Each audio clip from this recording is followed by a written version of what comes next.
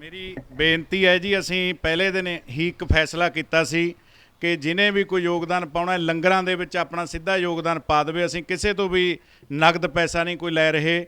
ਇੱਥੇ ਸਰਪੰਚ ਸਾਹਿਬ ਹੋਣੀ, ਬਾਬਾ ਜੀ ਕਾਰ ਸੇਵਾ ਵਾਲੇ, ਹੋਰ ਜਿੰਨੇ ਵੀ ਸਤਿਕਾਰਯੋਗ ਸੱਜਣ ਸੰਗਤਾਂ ਆ ਰਹੀਆਂ, ਉਹ ਆਪਣੇ ਆਪ ਬਿਸਕੁਟ, ਚਾਹ ਦਾ ਲੰਗਰ, ਦੁੱਧ, ਪ੍ਰਸ਼ਾਦੇ ਲਿਆ ਰਿਹਾ ਹੈ। ਸੋ ਮੇਰੀ ਤੁਹਾਨੂੰ ਵੀ ਬੇਨਤੀ ਹੈ ਕਿ ਤੁਸੀਂ ਬਿਸਕੁਟ ਵਗੈਰਾ ਕੋਈ ਵੀ ਆਪ ਚੀਜ਼ ਲਿਆ ਦਿਓ ਜਾਂ ਕਿਵੇਂ ਵੀ ਹੈ। हाँ कोई गल नहीं, तुसी आप ही लिया दिओ जी, असीं पैसा नहीं लै रहे जी किसी तो। लो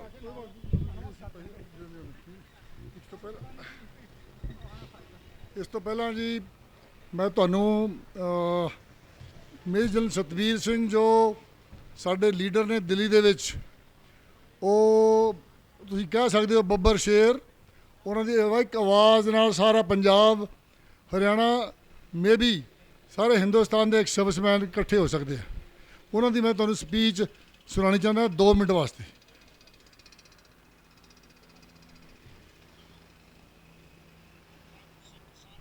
ਸਾਰੇ ਹਿੱਸਾ ਲੈ ਰਹੇ ਹੋ। ਪੂਰਵ ਸੈਨਿਕਾਂ ਵੱਲੋਂ ਕਰਨਲ ਰੰਗੀ ਸਾਹਿਬ ਤੇ ਕਰਨਲ ਬਾਜਵਾ ਸਾਹਿਬ ਸੁਣ ਰਹੇ ਜੀ, ਬਾਕੀ ਸਾਡੇ ਪੂਰਵ ਸੈਨਿਕ ਤੁਹਾਡੇ ਵਿੱਚ ਵੀ ਸ਼ਾਮਲ ਹੋਏ ਨੇ। ਮੈਂ ਮੇਜਰ ਜਨਰਲ ਸਤਬੀਰ ਸਿੰਘ ਤੁਹਾਨੂੰ ਸਿਰਫ ਇਹ ਵਾਅਦਾ ਕਰਦਾ ਕਿ ਅਸੀਂ ਸਾਰੇ ਪੂਰਵ ਸੈਨਿਕ ਇਹ 3 ਬਿੱਲ ਜਿਹੜੇ ਐਕਟ ਬਣਾ ਦਿੱਤੇ ਗਏ ਨੇ ਉਹਨਾਂ ਦਾ ਵਿਰੋਧ ਕਰਦੇ ਹਾਂ ਔਰ ਤੁਹਾਡੇ ਨਾਲ ਸੈਨਿਕ ਸਰਵਿੰਗ ਜਾਂ ਰਿਟਾਇਰਡ 70% ਤੋਂ ਜ਼ਿਆਦਾ ਕਿਸਾਨੀ ਕਰਦੇ ਨੇ। ਇਹ ਬਿੱਲ ਕਿਸਾਨ ਨੂੰ ਹੋਰ ਗਰੀਬ ਤੇ ਅਮੀਰਾਂ ਦਾ ਗੁਲਾਮ ਬਣਾ ਦੇਣਗੇ। ਇਹ ਬਿੱਲ ਜਿਹੜੇ ਨੇ ਸਰਕਾਰ ਨੂੰ ਜਲਦੀ ਤੋਂ ਜਲਦੀ ਵਾਪਸ ਲੈਣੇ ਚਾਹੀਦੇ ਨੇ ਔਰ ਜਾਂ ਇਹਨਾਂ ਵਿੱਚ ਬਹੁਤ ਜਿਹੜੀਆਂ ਜ਼ਰੂਰੀ ਅਮੈਂਡਮੈਂਟ ਨੇ ਕਰਕੇ ਕਿਸਾਨਾਂ ਦੇ ਹੱਕ ਵਿੱਚ ਬਣਾਉਣ ਤਾਂ ਤੇ ਫਾਇਦਾ ਹੈ। ਨਹੀਂ ਤਾਂ ਜਿਹੜਾ ਪਹਿਲਾ MSP ਸੀ ਉਹਦੇ 'ਚ ਨੁਕਸਾਨ ਉਹ ਪੂਰਾ ਨਹੀਂ ਸੀ ਲੈ ਰਹੇ। ਹੁਣ ਉਹ ਗਰੀਬਾਂ ਨੂੰ ਜਿਹੜੇ ਆਲਰੇਡੀ ਕਿਸਾਨ ਗਰੀਬ ਨੇ, ਜਿਹੜੇ ਅਮੀਰ ਆ ਕੇ ਆਪਣਾ ਭਾਅ ਦੱਸ ਕੇ ਹੋਰ ਗਰੀਬ ਕਰ ਦੇਣਗੇ। ਔਰ ਇਹ ਜਿਹੜੇ ਬਿੱਲ ਨੇ, ਸਪੈਸ਼ਲੀ ਤੀਸਰਾ ਬਿੱਲ ਕਿ ਅਗਰ ਕੋਈ ਕੰਪਲੇਂਟ ਹੈ तो कंप्लेंट सिर्फ किसान DM या DC तक कर सकता है, वो अदालत नहीं जा सकता। ये एक बहुत ही गलत चीज़ है। साडा जेड़ा संविधान दा प्रीएम्बल है पहला पन्ना, ਉਹਦੇ ਤੇ लिखिया होया है कि जस्टिस जेड़ा है, इंसाफ, ये साडा हक है। आवाज़ उठाना साडा हक है। ਉਹਨੂੰ ਇਹ ਸਾਡੇ ਕੋਲੋਂ ਖੋਹ ਲਿਆ ਜਾ ਰਿਹਾ ਹੈ। ਅਸੀਂ ਸਾਰੇ ਮਿਲ ਕੇ ਪੀਸਫੁਲ ਤਰੀਕੇ ਨਾਲ ਆਵਾਜ਼ ਉਠਾਈਏ ਤਾਂ ਕਿ ਸਰਕਾਰ ਜਲਦੀ ਤੋਂ ਜਲਦੀ ਇਹਨਾਂ ਬਿੱਲਾਂ ਨੂੰ ਵਾਪਸ ਲਏ। ਮੈਂ ਸਿਰਫ ਇੰਨਾ ਹੀ ਕਹਾਂਗਾ ਕਿ ਅਸੀਂ ਪੂਰਵ ਸੈਨਿਕ ਤਨ ਮਨ ਧਨ ਨਾਲ ਤੁਹਾਡੇ ਨਾਲ ਆ। ਮੇਰੇ ਹੋਰ ਸੈਨਿਕ ਵੀਰ ਤੁਹਾਡੇ ਨਾਲ ਆਏ ਨੇ ਇੱਕ ਸਾਥ ਦੇਣ ਵਾਸਤੇ। ਜਦੋਂ ਵੀ ਜ਼ਰੂਰਤ ਹੋਏਗੀ ਅਸੀਂ ਮਿਲ ਕੇ ਆਵਾਜ਼ ਉਠਾਈਏ। ਜਵਾਨ, ਕਿਸਾਨ, ਨੌਜਵਾਨ ਔਰ ਨਾਰੀ ਸ਼ਕਤੀ ਚਾਰੋਂ ਵਰਗ ਮਿਲ ਕੇ ਇਹਨਾਂ ਬਿੱਲਾਂ ਦਾ ਵਿਰੋਧ ਕਰਕੇ ਅਸੀਂ ਸਰਕਾਰ ਨੂੰ ਮਜਬੂਰ ਕਰੀਏ ਕਿ ਸਰਕਾਰ ਇਹਨਾਂ ਬਿੱਲਾਂ ਨੂੰ ਵਾਪਸ ਲਏ। ਜੈ ਹਿੰਦ, ਜੈ ਭਾਰਤ।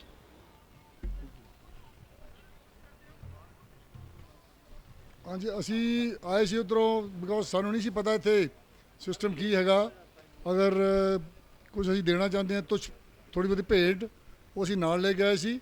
ਤੋ ਮੇਰਾ ਤਾਂ ਇਹੀ ਰਿਕੁਐਸਟ ਹੈ ਕਿ ਇਹਨੂੰ ਲੈ ਕੇ ਕਿਸੇ ਸਾਈਡ ਵੱਲ ਪਾਇਆ ਜਾਵੇ ਤਾਂ ਕਿ ਅਕਾਊਂਟ ਫਾਰ ਹੋ ਜਾਏ। ਤਾਂ ਇਹ ਸਾਡੀ ਛੋਟੀ ਜਿਹੀ ਭੇਟ ਆ। ਇਹਦੇ ਵਿੱਚ 11,000 ਰੁਪਈਆ ਹੈਗਾ ਅਤੇ ਤੁਸੀਂ ਐਕਸੈਪਟ ਕਰੋ ਕਿਸੇ ਤਰ੍ਹਾਂ ਜਾਂ ਤੁਸੀਂ ਸਮਾਨ ਲਿਆ ਦਿਓ ਕਿਸੇ ਦਿਨ ਆਏ। ਉਹ ਅੱਗੇ ਉਹ ਬੁੱਢੇ ਬੰਦੇ ਦੇ ਗੋਡੇ ਨਹੀਂ ਚੱਲਦੇ ਅਤੇ ਹੁਣ ਤੁਸੀਂ ਕਹਿੰਦੇ ਫਿਰ ਦੁਬਾਰਾ ਆਇਓ। ਬੜੀ ਮੁਸ਼ਕਿਲ ਸਟੇਜ ਤੋਂ ਉਤਰ ਰਿਹਾ ਹੁਣ। ਸਤਿ ਸ਼੍ਰੀ ਅਕਾਲ। ਇਹ ਲੜਾਈ ਜੈ ਜਵਾਨ ਤੇ ਜੈ ਕਿਸਾਨ ਦੀ ਹੈ ਕਿਉਂਕਿ ਜਿਹੜੇ ਸਾਡੇ ਅੰਕਲ ਹੈ ਇਹਨਾਂ ਨੇ ਵੀ ਜੰਤਰ ਮੰਤਰ ਦੇ ਉੱਤੇ 1 ਰੈਂਕ 1 ਪੈਨਸ਼ਨ ਦੀ ਬੜੀ ਵੱਡੀ ਲੜਾਈ ਜਿਹੜੀ ਲੜੀ ਹੈ। ਕਿਉਂਕਿ ਸਰਕਾਰਾਂ ਦੇ ਜਿਹੜੇ MLA ਮੰਤਰੀ ਆ ਉਹ ਤਾਂ 5-5 ਪੈਨਸ਼ਨਾਂ ਲੈ ਰਹੇ ਹੈ ਲੇਕਿਨ ਜਿਨ੍ਹਾਂ ਨੇ ਦੇਸ਼ ਦੀਆਂ ਸਰਹੱਦਾਂ ਦੇ ਉੱਤੇ ਰਾਖੀ ਕਰਨੀ ਹੈ ਤੇ ਉਹਨਾਂ ਵਾਸਤੇ ਤੁੱਛ ਪੈਸਾ ਵੀ ਸਰਕਾਰਾਂ ਦੇ ਕੋਲ ਹੈ ਨਹੀਂ। ਮੈਂ ਬੇਨਤੀ ਕਰਾਂਗਾ ਐਡਵੋਕੇਟ ਜੀ.ਕੇ. ਮਾਨ ਨੂੰ, ਇਹ ਉਹ ਭੈਣ ਜੀ ਹੈ ਜਿਨ੍ਹਾਂ ਨੇ ਸੈਣੀ ਦੇ ਕੇਸ ਦੇ ਵਿੱਚ ਆ ਜਿਹੜਾ ਡੀਜੀਪੀ ਰਿਟਾਇਰ ਡੀਜੀਪੀ ਸੈਣੀ ਹੁਣ ਭੱਜਿਆ ਫਿਰਦਾ ਹੈ, ਸਿੱਖਾਂ ਦਾ ਇਨਸਾਨੀਅਤ ਦਾ ਕਾਤਲ ਜਿਹਨੂੰ ਆਪਾਂ ਕਹਿ ਸਕਦੇ ਹਾਂ, ਔਰ ਜਿਹਨੂੰ ਉਸ ਮੁੱਖ ਮੰਤਰੀ ਨੇ ਡੀਜੀਪੀ ਲਾਇਆ ਜਿਹੜਾ ਪੰਥ ਦੇ ਨਾਂ ਤੇ ਉੱਤੇ ਵੋਟਾਂ ਲੈ ਕੇ ਡੀਜੀਪੀ ਬਣਿਆ ਸੀ ਤੇ ਉਹਦੇ ਵਿੱਚ ਗਵਾਹ ਸੀਗੇ, ਬੜਾ ਤਸ਼ੱਦਦ ਵੀ ਹੰਢਾਇਆ ਤੇ ਇਹਨਾਂ ਦੀ ਬਦੌਲਤ ਅੱਜ ਇਹਨੂੰ ਸੈਣੀ ਨੂੰ ਇੱਥੋਂ ਤੱਕ ਪਹੁੰਚਾਇਆ। ਮੈਂ ਬੇਨਤੀ ਕਰਾਂਗਾ ਕਿ ਆਪਣੇ ਮੁਖਾਰਬੰਦ ਤੋਂ ਪੰਜਾਬ ਦੇ ਵਿੱਚ ਹੋ ਚੁੱਕੇ ਤੇ ਹੋਣ ਵਾਲੇ ਤਸ਼ੱਦਦਾਂ ਬਾਰੇ ਆਪਣੀ ਬਿਆਨੀ ਤੁਹਾਡੇ ਨਾਲ ਸਾਂਝਾ ਕਰਨਗੇ ਜੀ.ਕੇ. ਮਾਨ ਜੀ। ਵਾਹਿਗੁਰੂ ਜੀ ਕਾ ਖਾਲਸਾ, ਵਾਹਿਗੁਰੂ ਜੀ ਕੀ ਫਤਿਹ। ਗੁਰੂ ਪਿਆਰੀ ਸਾਧ ਸੰਗਤ ਜੀ, ਵਾਹਿਗੁਰੂ ਜੀ ਕਾ ਖਾਲਸਾ, ਵਾਹਿਗੁਰੂ ਜੀ ਕੀ ਫਤਿਹ। ਜਿਹੜਾ ਇਹ ਮੁੱਦਾ ਚੱਲ ਰਿਹਾ ਹੈ ਜੀ, ਜੋ ਵੀ ਸਾਡੇ ਨਾਲ ਹੋ ਰਿਹਾ ਹੈ, ਉਹ ਇਸ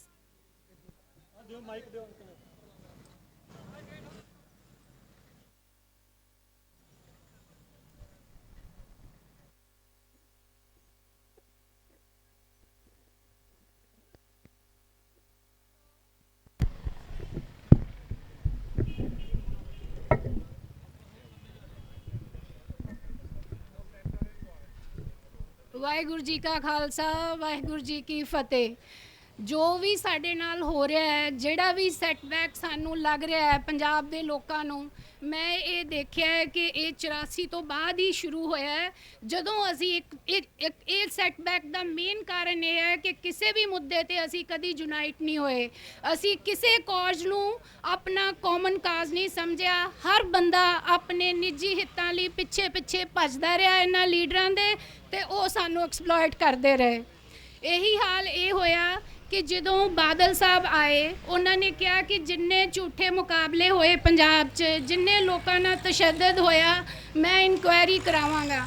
ਤੇ ਪੰਥ ਦੀ ਸਰਕਾਰ ਸੀ, ਤੁਸੀਂ ਆਪ ਹੀ ਦੇਖ ਲਿਆ ਕਿ ਉੱਥੇ ਕਿੰਨੀਆਂ ਇਨਕੁਆਇਰੀਆਂ ਹੋਈਆਂ। ਜਿਹੜੇ ਲੋਕ ਪੁਲਿਸ ਦੇ, ਉਹ ਪੁਲਿਸ ਅਫਸਰ ਜਿਨ੍ਹਾਂ ਨੇ ਇੰਨੇ ਤਸ਼ੱਦਦ ਕੀਤੇ, ਉਹਨਾਂ ਨੂੰ ਇਹਨਾਂ ਨੇ ਉੱਚੇ ਅਹੁਦਿਆਂ ਤੇ ਲਾਇਆ। ਕੋਈ ਇਹਨਾਂ ਦਾ ਰਿਸ਼ਤੇਦਾਰ ਸੀ, ਕੋਈ ਇਹਨਾਂ ਦਾ ਕੋਈ ਸੀ, ਕੁਛ ਨਹੀਂ ਹੋਇਆ। ਉਹਦਾ ਇੱਕ ਕਾਰਨ ਇਹ ਹੈ, ਮੈਨੂੰ ਇਹ ਹੈ ਕਿ ਜੇ ਤੁਸੀਂ ਆਪਣਾ ਹੁਣ ਡਰੱਗਸ ਦਾ ਮੈਟਰ ਜਿਹੜਾ ਪੰਜਾਬ 'ਚ ਇੰਨਾ ਹੈ ਕਿ ਹਰ ਮਾਂ ਦੁਖੀ ਹੈ, ਹਰ ਕੋਈ ਕਿਸੇ ਦੀ ਹਿੰਮਤ ਹੈ ਕਿ ਮੇਰਾ ਬੱਚਾ ਡਰੱਗ 'ਚ ਨਾ ਜਾਵੇ। ਜੇ ਇਸ ਮੁੱਦੇ ਨੂੰ ਅਸੀਂ ਕਾਮਨ ਕਾਜ਼ ਬਣਾ ਲਈਏ ਕਿ ਉਹਦਾ ਬੱਚਾ ਨਹੀਂ, ਇਹ ਸਾਡਾ ਬੱਚਾ ਵੀ ਹੈ, ਤੇ ਇਹ ਜਿਹੜਾ ਅਸੀਂ ਇਹਨੂੰ ਡਰੱਗ ਐਡਿਕਸ਼ਨ ਨੂੰ ਵੀ ਕੰਟਰੋਲ ਕਰ ਸਕਦੇ ਹਾਂ। ਤੁਸੀਂ ਸੋਚੋ ਕਿ ਉਹ ਥਾਣੇਦਾਰ ਸਾਡੇ ਆਣ ਕੇ ਉਹਨੂੰ ਫੜ ਲੇਗਾ ਤੇ ਸਪਲਾਈ ਬੰਦ ਹੋ ਜਾਏਗੀ, ਇੱਦਾਂ ਨਹੀਂ ਹੋਣਾ। ਕਿਉਂ ਇਹਦੇ 'ਚ ਪੰਜਾਬ ਦੀਆਂ ਪੰਚਾਇਤਾਂ ਇਕੱਠੀਆਂ ਹੋਣ, ਉਹ ਇਕੱਠੇ ਹੋ ਕੇ ਸਪਲਾਇਰਸ ਨੂੰ ਪਿੰਡ 'ਚ ਹੀ ਨਾ ਵੜਨ ਦੇਣ, ਤੇ ਕਿੱਥੋਂ ਸਪਲਾਈ ਆ ਜਾਏਗੀ, ਕਿੱਥੋਂ ਕਿਸੇ ਦਾ ਬੱਚਾ ਜਿਹੜਾ ਉਹ ਨਸ਼ੇ 'ਚ ਲੱਗ ਜਾਏਗਾ।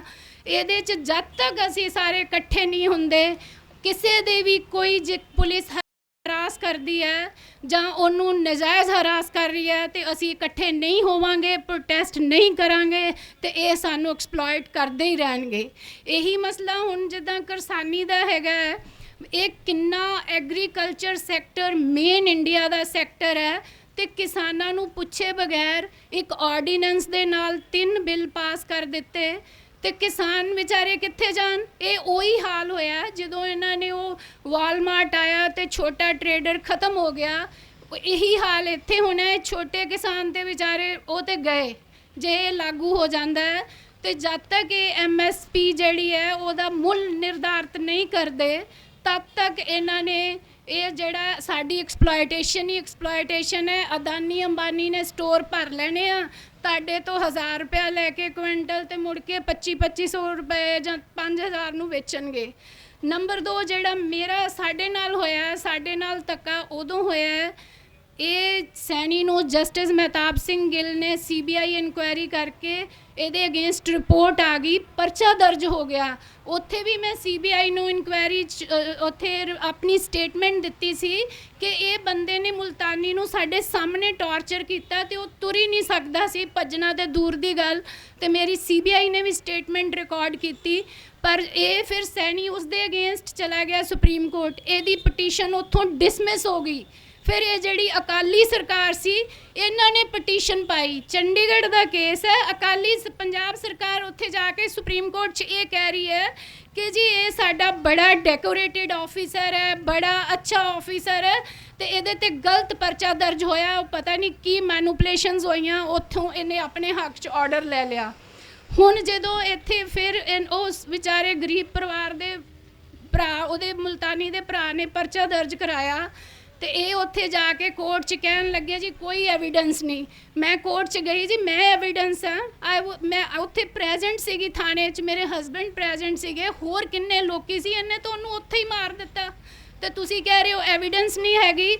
ਤੇ ਉਹ ਪ੍ਰਮਾਤਮਾ ਦੀ ਕਿਰਪਾ ਹੋਈ ਉਸ ਕੇਸ ਦੇ ਵਿੱਚ, ਉਹਦੇ 'ਚ ਇੰਨੇ ਹੁਣ ਹੋਰ ਗਵਾਹ ਆ ਗਏ ਨੇ 15-20 ਜਿਹੜੇ ਲੋਕ ਉਦੋਂ ਥਾਣੇ ਦੇ ਵਿੱਚ ਕੈਦ ਸੀਗੇ, ਕੋਈ ਹਿੰਦੂ ਕੋਈ ਸਿੱਖ, ਉਹ ਸਾਰੇ ਇਹਦੇ ਅਗੇਂਸਟ ਆਏ ਨੇ। ਈਵਨ ਪੁਲਿਸ ਵਾਲੇ ਵੀ ਆਏ ਨੇ ਕਿ ਉਹ ਬੰਦਾ ਤੇ ਮਰ ਗਿਆ ਸੀ, ਇਹਨੇ ਝੂਠੇ ਕਾਗਜ਼ ਪਾਏ ਆ। ਤੇ ਹੱਲੇ ਵੀ ਦੇਖੋ ਇਹਨੂੰ ਕੋਸ਼ਿਸ਼ਾਂ ਕਰ ਰਹੀਆਂ ਸਰਕਾਰਾਂ ਬਚਾਉਣ ਦੀਆਂ, ਅੱਗੇ ਪਰਮਾਤਮਾ ਤੇ ਸਾਨੂੰ ਬਹੁਤ ਭਰੋਸਾ ਹੈ। ਪਰ ਹੁਣ ਮੈਂ ਇਹ ਇੱਕ ਗੱਲ ਰਿਕੁਐਸਟ ਕਰਦੀ ਹਾਂ ਕਿ ਸਾਨੂੰ ਸਭ ਨੂੰ ਇਕੱਠੇ ਹੋਣ ਦੀ ਲੋੜ ਹੈ ਕਿ ਇੱਕ ਬੰਦੇ ਨਾਲ ਹਰਾਸਮੈਂਟ ਕਰ ਰਹੀ ਹੈ ਪੁਲਿਸ ਜਾਂ ਨਜਾਇਜ਼ ਹੋ ਰਹੀ ਹੈ ਤੇ ਸਾਨੂੰ ਸਾਰਿਆਂ ਨੂੰ ਪ੍ਰੋਟੈਸਟ ਕਰਨਾ ਚਾਹੀਦਾ ਹੈ। ਆਪਣੇ ਨਿੱਜੀ ਹੱਕਾਂ ਨੂੰ ਛੱਡ ਕੇ ਇਹਨੂੰ ਕਾਮਨ ਕਾਜ਼ ਬਣਾ ਕੇ ਲੜਾਂਗੇ ਤੇ ਇਹ ਸਾਰੇ ਹੀ ਸਿੱਧੇ ਹੋ ਜਾਣਗੇ। ਕੋਈ ਵੀ ਸਰਕਾਰ ਜਿਹੜੀ ਹੈ ਉਹ ਹਿੰਮਤ ਨਹੀਂ ਕਰੇਗੀ ਕਿਸੇ ਦੇ ਖਿਲਾਫ ਕੋਈ ਵੀ ਗਲਤ ਜਿਹੜਾ ਪਬਲਿਕ ਦੇ ਅਗੇਂਸਟ, ਕੋਈ ਵੀ ਇੰਟਰਸਟ ਦੇ ਅਗੇਂਸਟ ਕੰਮ ਨਹੀਂ ਕਰੇਗੀ। ਸੋ ਮੇਰੀ ਰਿਕੁਐਸਟ ਇਹ ਹੈ ਕਿ ਮੈਨੂੰ ਮੇਰੇ ਬ੍ਰਦਰ ਹਾਕਮ ਨੇ ਬੁਲਾਇਆ ਸੀ ਜਿਸ ਦਿਨ ਮੈਂ ਪਹਿਲੇ ਦਿਨ ਗਵਾਹੀ ਦਿੱਤੀ ਤੇ ਇਹ ਪੇਪਰ ਇਹਨਾਂ ਨੂੰ ਪਤਾ ਚੱਲ ਗਿਆ ਸੋਸ਼ਲ ਮੀਡੀਆ ਤੋਂ। ਫਸਟ ਪਰਸਨ ਸੀਗੇ ਜਿਨ੍ਹਾਂ ਨੇ ਮੈਨੂੰ ਕਾਲ ਕੀਤਾ ਕਿ ਮੈਡਮ ਤੁਹਾਨੂੰ ਕਿਤੇ ਵੀ ਲੋੜ ਪਏ ਅਸੀਂ ਤੁਹਾਡੇ ਨਾਲ ਚੱਲਾਂਗੇ। ਤੇ ਹੁਣ ਮੇਰੇ ਭਰਾ ਨੇ ਕਿਹਾ ਸੀ ਕਿ ਤੁਸੀਂ ਇੱਥੇ ਆਓ ਤੇ ਮੈਂ ਉਹਦਾ ਹੁਕਮ ਹੱਥ ਜੋੜ ਕੇ ਮੰਨਿਆ ਤੇ ਮੈਂ ਇੱਥੇ ਪਹੁੰਚੀ ਹਾਂ। ਪਰ ਇਹ ਮੇਨ ਗੱਲ ਇਹ ਹੈ ਕਿ ਸਾਨੂੰ ਸਭ ਲੋਕਾਂ ਨੂੰ ਯੂਨਾਈਟਿਡ ਹੋਣ ਦੀ ਲੋੜ ਹੈ। ਸਾਨੂੰ ਲੋਕੀ ਤੋੜਨਗੇ ਫਾੜਨਗੇ। ਇੱਕ ਹੋਰ ਗੱਲ ਹੈ ਕਿ ਪੰਜਾਬ ਦੀ ਹਮੇਸ਼ਾ ਹੀ ਇਹ ਨਾ ਤੁਸੀਂ ਸਮਝੋ ਕਿ ਬਦਕਿਸਮਤੀ ਰਹੀ ਹੈ ਕਿ ਜੇ ਪੰਜਾਬ ਦੇ ਪਾਣੀਆਂ ਦੀ ਗੱਲ ਆਈ ਤੇ ਉਹ ਇੱਕੋ ਹੀ ਤਬਕਾ ਸਿੱਖ ਕਮਿਊਨਿਟੀ ਤੁਰਦੀ ਹੈ, ਦੂਜੇ ਸੋਚਦੇ ਸ਼ਾਇਦ ਇਹ ਤੇ ਸਿੱਖਾਂ ਦਾ ਹੀ ਹੈ ਵੀ ਪਾਣੀ ਤਾਂ ਤੁਸੀਂ ਵੀ ਪੀਣਾ ਆ। ਤੇ ਹੁਣ ਵੀ ਜੇ ਆ ਕਿਸਾਨੀ ਦੀ ਗੱਲ ਹੈ ਤੇ ਲਾਲਿਆਂ ਨੂੰ ਵੀ ਦੁਕਾਨਾਂ ਤੋਂ ਆਉਣਾ ਚਾਹੀਦਾ ਕਿਉਂਕਿ ਇਹ ਹਰ ਚੁੱਲ੍ਹੇ ਦੀ ਗੱਲ ਹੈ। ਜੇ ਕਿਸਾਨ ਨੂੰ ਮਾਰ ਪਏਗੀ ਤੇ ਗਰੀਬੀ ਇਹਦੀ ਮਹਿੰਗਾਈ ਦੀ ਮਾਰ ਉਹਨਾਂ ਨੂੰ ਵੀ ਪਏਗੀ। ਤੇ ਮੈਂ ਸਭ ਨੂੰ ਰਿਕੁਐਸਟ ਕਰਦੀ ਹਾਂ ਕਿ ਹਰ ਘਰ 'ਚੋਂ ਇੱਕ ਬੰਦਾ ਜ਼ਰੂਰ ਆਵੇ ਇਸ ਪ੍ਰੋਟੈਸਟ 'ਚ ਇਰਰਿਸਪੈਕਟਿਵ ਆਫ ਕਾਸਟ। ਕੋਈ ਹਿੰਦੂ ਹੈ, ਸਿੱਖ ਹੈ, ਮੁਸਲਿਮ ਹੈ, ਈਸਾਈ ਹੈ, ਇਸ ਜਿਹੜੀ ਮੁਹਿੰਮ ਚੱਲੀ ਹੈ ਇਹਨੂੰ ਤੁਸੀਂ ਪ੍ਰੋਟੈਸਟ 'ਚ ਆਣ ਕੇ ਹਿੱਸਾ ਲਓ ਤੇ ਇਹਨੂੰ ਕਾਮਯਾਬ ਬਣਾਓ ਕਿਉਂਕਿ ਅਲਟੀਮੇਟਲੀ ਇਹ ਨੁਕਸਾਨ ਹਰ ਚੁੱਲ੍ਹੇ ਦਾ। ਵਾਹਿਗੁਰੂ ਜੀ ਕਾ ਖਾਲਸਾ, ਵਾਹਿਗੁਰੂ ਜੀ ਕੀ ਫਤਿਹ। ਔਰ ਸੱਚਾਈ ਵਾਲੀਆਂ ਗੱਲਾਂ ਜੋ ਅੱਜ ਪੰਜਾਬ ਦੇ ਵਿੱਚ ਵਾਪਰ ਰਹੀਆਂ, ਬਹੁਤ ਧੰਨਵਾਦ ਹੈ ਕਿ ਤੁਸੀਂ ਅੱਜ ਦੇ ਇਸ ਸ਼ੰਭੂ ਮੋਰਚੇ ਦੇ ਵਿੱਚ ਆਏ। ਮੈਂ ਹੁਣ ਬੇਨਤੀ ਕਰਾਂਗਾ ਮੱਤੇਵਾੜਾ ਦਾ ਜੋ ਪ੍ਰੋਜੈਕਟ ਪੰਜਾਬ ਸਰਕਾਰ ਉਜਾੜਨ ਲੱਗੀ ਸੀ, ਇੰਡਸਟਰੀਅਲਿਸਟਾਂ ਨੂੰ ਦੇਣ ਲੱਗੀ ਸੀ, ਉਸ ਟੀਮ ਦੇ ਤਿੰਨੇ ਮੈਂਬਰ ਜਿਨ੍ਹਾਂ ਨੇ ਮੂਹਰੇ ਹੋ ਕੇ ਸਰਕਾਰ ਦਾ ਵਿਰੋਧ ਕੀਤਾ। ਇਹ ਪੰਜਾਬ ਸਰਕਾਰ ਨੇ 2 ਪ੍ਰੋਜੈਕਟ ਸ਼ੁਰੂ ਕੀਤੇ ਸੀ। ਇੱਕ ਪ੍ਰੋਜੈਕਟ ਜਿਹੜੇ ਇਸ ਹਲਕੇ 'ਚ ਤੁਸੀਂ ਘਨੌਰ ਹਲਕੇ 'ਚ ਬੈਠੇ ਹੋ, ਇੱਕ ਇਸ ਹਲਕੇ ਦੇ ਵਿੱਚ ਇੱਥੋਂ 15 ਕਿਲੋਮੀਟਰ ਤੇ 4 ਪਿੰਡ ਸੀਗੇ ਪੰਚਾਇਤੀ ਜ਼ਮੀਨ। ਉਹ ਪੰਚਾਇਤੀ ਜ਼ਮੀਨ ਨੂੰ IT ਪਾਰਕ ਬਣਾਉਣ ਦੀ ਗੱਲ ਕਰੀ, ਲੇਕਿਨ ਇਸ ਹਲਕੇ ਦਾ ਜਿਹੜਾ ਮੌਜੂਦਾ MLA ਹੈ, ਇਸ MLA ਨੇ ਇਹ ਤੋਂ ਪਿਛਲੀ ਸਰਕਾਰ ਦੇ ਵਿੱਚ ਉਹਨਾਂ ਹੀ 4 ਪਿੰਡਾਂ ਦੀ ਜ਼ਮੀਨ ਆਪ ਮੂਹਰੇ ਹੋ ਕੇ ਰੋਕੀ ਸੀ ਕਿ ਅਸੀਂ ਇਹ IT ਪਾਰਕ ਬਣਨ ਨਹੀਂ ਦੇਣਾ। ਮਹਾਰਾਣੀ ਪ੍ਰਨੀਤ ਕੌਰ ਜੀ MP ਸੀ ਤੇ ਸਾਬਕਾ MLA ਸੀ। ਪਹਿਲਾਂ ਤਾਂ ਉਸ ਪ੍ਰੋਜੈਕਟ ਦੇ ਖਿਲਾਫ ਧਰਨੇ ਦਿੰਦੇ ਸੀ, ਲੇਕਿਨ ਹੁਣ ਇਹਨਾਂ ਦੀ ਸਰਕਾਰ ਆਈ ਤੇ ਹੁਣ ਉਸ ਪ੍ਰੋਜੈਕਟ ਨੂੰ ਨਾਲ ਹੋ ਕੇ ਪਾਸ ਕਰਵਾਇਆ ਔਰ ਅਸੀਂ ਸਾਰਿਆਂ ਨੇ ਵਿਰੋਧ ਕੀਤਾ। 2 ਪਿੰਡਾਂ ਦੀਆਂ ਗ੍ਰਾਮ ਸਭਾਵਾਂ ਨੇ ਵੀ ਮਤੇ ਪਾਤੇ ਕਿ ਅਸੀਂ ਸਾਡੀ ਇਹ ਪੰਚਾਇਤੀ ਜ਼ਮੀਨ ਹੈ, ਪੰਚਾਇਤੀ ਜ਼ਮੀਨ ਦੀ ਬੋਲੀ ਹੁੰਦੀ ਹੈ, ਪੰਚਾਇਤ ਦੀ ਆਮਦਨ ਹੈ, ਇਸ ਪੈਸਿਆਂ ਦੇ ਨਾਲ ਸਾਡੀ ਤੇਸੀ ਕਾਂਡੀ ਖੜਕਦੀ ਹੈ, ਇਸ ਆਮਦਨ ਦੇ ਨਾਲ ਪੰਚਾਇਤਾਂ ਦੇ ਪੰਚਾਇਤ ਸੈਕਟਰੀ BDO DDP ਉਹਨਾਂ ਨੂੰ ਤਨਖਾਹਾਂ ਜਾਂਦੀਆਂ, ਸਾਡੀਆਂ ਇਹ ਜ਼ਮੀਨਾਂ ਨਾ ਅਕਵਾਇਰ ਕੀਤੀਆਂ ਜਾਣ। ਲੇਕਿਨ 8-8 9-9 ਲੱਖ ਰੁਪਏ ਦਾ ਜ਼ਿਮੀਂਦਾਰਾਂ ਨੂੰ ਲਾਲਚ ਦੇ ਕੇ ਉਹ ਜ਼ਮੀਨ ਅਕਵਾਇਰ ਕੀਤੀ ਗਈ। ਉੱਥੇ ਹੁਣ IT ਪਾਰਕ ਬਣਾਇਆ ਗਿਆ ਹੈ। ਮੈਂ ਇੱਕ ਦੀਪ ਜੀ ਮੱਖੂ ਸਾਹਿਬ, ਤੁਸੀਂ ਸਾਰੇ ਨਵਕਿਰਨ ਜੀ ਆਏ ਹੋ, ਇੱਕ ਹੋਰ ਹੈਰਾਨੀ ਦੀ ਗੱਲ ਦੱਸਦਾ। ਇਹ ਰੋਡ ਜਿਹੜਾ ਜਾ ਰਿਹਾ ਹੈ, ਇਸ ਰੋਡ ਤੋਂ ਇਧਰਲੇ ਪਾਸੇ ਸਾਡਾ ਜਿਹੜਾ ਬਣਾਇਆ ਹੋਇਆ ਇਹਨੂੰ ਡਾਰਕ ਜ਼ੋਨ ਕਹਿੰਦੇ ਆ। ਡਾਰਕ ਜ਼ੋਨ ਇੱਥੇ ਸਟੋਰੇਜ ਬਣ ਸਕਦੇ ਆ, ਔਰ ਇਧਰਲੇ ਪਾਸੇ ਇੰਡਸਟਰੀ ਹੱਬ ਹੈ। ਇੱਥੇ ਇੰਡਸਟਰੀ ਪਹਿਲਾਂ ਹੀ ਲੱਗੀ ਹੋਈ ਹੈ, ਤੇ ਇੰਡਸਟਰੀ ਉੱਥੇ ਕਿਹੜੀ, ਜਿਹੜੀ ਸਾਰੇ ਪੰਜਾਬ ਦੇ ਵਿੱਚ ਹੁਣ ਇੱਕ ਮਸ਼ਹੂਰ ਸ਼ਰਾਬ ਦੀ ਫੈਕਟਰੀ ਫੜੀ ਗਈ ਸੀ, ਜਿਹਦਾ ਕਾਫੀ ਰੌਲਾ ਪਿਆ ਸੀ। ਉਹ ਸ਼ਰਾਬ ਦੀ ਫੈਕਟਰੀ ਵੀ ਸਾਡੀ ਇੱਥੋਂ 10-8 ਕਿਲੋਮੀਟਰ ਦੂਰ ਇਸੇ ਹਲਕੇ ਦੇ ਵਿੱਚ ਸੀ। ਸੋ ਬਿਲਕੁਲ ਇਹ ਸਾਡੀ ਹੋਂਦ ਦੀ ਲੜਾਈ ਹੈ, ਜਿੱਥੇ ਅਸੀਂ ਇਹ ਮੋਰਚਾ, ਸ਼ੰਭੂ ਮੋਰਚਾ, ਦੀਪ ਜੀ ਨੇ, ਅਸੀਂ ਸਾਰਿਆਂ ਨੇ ਸ਼ੁਰੂ ਕੀਤਾ। ਔਰ ਕੱਲ ਬੈਠੇ ਕੁਦਰਤੀ ਗੱਲਾਂ ਕਰਦੇ ਸੀ ਹਰਪ੍ਰੀਤ ਦੇਵਗਨ ਜੀ, ਹਾਕਮ ਜੀ, ਬਰਾੜ ਸਾਹਿਬ, ਜਦੋਂ ਦੀਪ ਜੀ ਬੈਠੇ ਸੀ ਰਾਤ ਨੂੰ ਐਸੇ ਤਰ੍ਹਾਂ ਦੀਵਾਨ ਸਜਦਾ, ਕੁਦਰਤੀ ਬੈਠੇ ਬੈਠੇ ਗੱਲਾਂ ਕਰਦੇ। ਔਰ ਕਈ ਨੌਜਵਾਨ ਅਥਰੂ ਦੇ ਨਾਲ ਗੱਲਾਂ ਕਰਦੇ ਆ ਕਿ ਜਦੋਂ ਸਾਡੇ ਇਹ ਪਿੰਡਾਂ ਦੇ ਵਿੱਚ ਜਿਹੜੀਆਂ ਇੰਡਸਟਰੀਆਂ ਲੱਗੀਆਂ, ਜ਼ਮੀਨਾਂ ਸਾਡੀਆਂ ਖਰਾਬ ਹੋ ਰਹੀਆਂ ਔਰ ਕੈਮੀਕਲ ਸਾਡੀਆਂ ਜ਼ਮੀਨਾਂ ਜਾ ਰਹੀਆਂ, ਲੇਕਿਨ ਨੌਕਰੀਆਂ ਬਾਹਰਲੇ ਸੂਬਿਆਂ ਵਾਲਿਆਂ ਨੂੰ ਮਿਲ ਰਹੀਆਂ। ਇਹ ਸਾਡੇ ਘਨੌਰ ਹਲਕੇ ਦੀ ਦਾਸਤਾਨ ਹੈ। ਮੈਂ ਬੇਨਤੀ ਕਰਾਂਗਾ ਕੁਲਦੀਪ ਖਹਿਰਾ ਜੀ, ਡਾਕਟਰ ਅਮਨਦੀਪ ਜੀ, ਬੈਂਸ ਸਾਹਿਬ ਨੂੰ, ਜਸਕੀਰਤ ਜੀ, ਕਿ ਤੁਸੀਂ ਸਟੇਜ 'ਤੇ ਆਓ ਅਤੇ ਤੁਸੀਂ ਆ ਕੇ ਮੱਤੇਵਾੜਾ ਪ੍ਰੋਜੈਕਟ ਜੋ ਤੁਸੀਂ ਅੱਜ ਜਿਸ ਢੰਗ ਦੇ ਨਾਲ ਉਹਦੀ ਲੜਾਈ ਲੜ ਰਹੇ ਹੋ, ਉਹ ਪੰਜਾਬ ਦੇ ਆਵਾਮ ਨੂੰ ਆਪਣੀ ਗੱਲ ਦੱਸੋ। ਸਾਰਿਆਂ ਨੂੰ ਬੇਨਤੀ ਕਰਾਂਗਾ, ਕੁਲਦੀਪ ਖਹਿਰਾ ਜੀ ਨੂੰ, ਡਾਕਟਰ ਅਮਨਦੀਪ ਬੈਂਸ ਜੀ ਔਰ ਜਸਕੀਰਤ ਜੀ ਨੂੰ, ਕਿ ਆ ਕੇ ਤੁਹਾਡੇ 'ਚੋਂ ਜਿਹੜੇ ਵੀ ਸਤਿਕਾਰਯੋਗ ਸੱਜਣ ਉਸ ਪ੍ਰੋਜੈਕਟ ਬਾਰੇ ਆਪਣੀ ਗੱਲ ਕਰਨਗੇ, ਤੁਸੀਂ ਆਪਣੀ ਗੱਲ ਦੱਸੋ।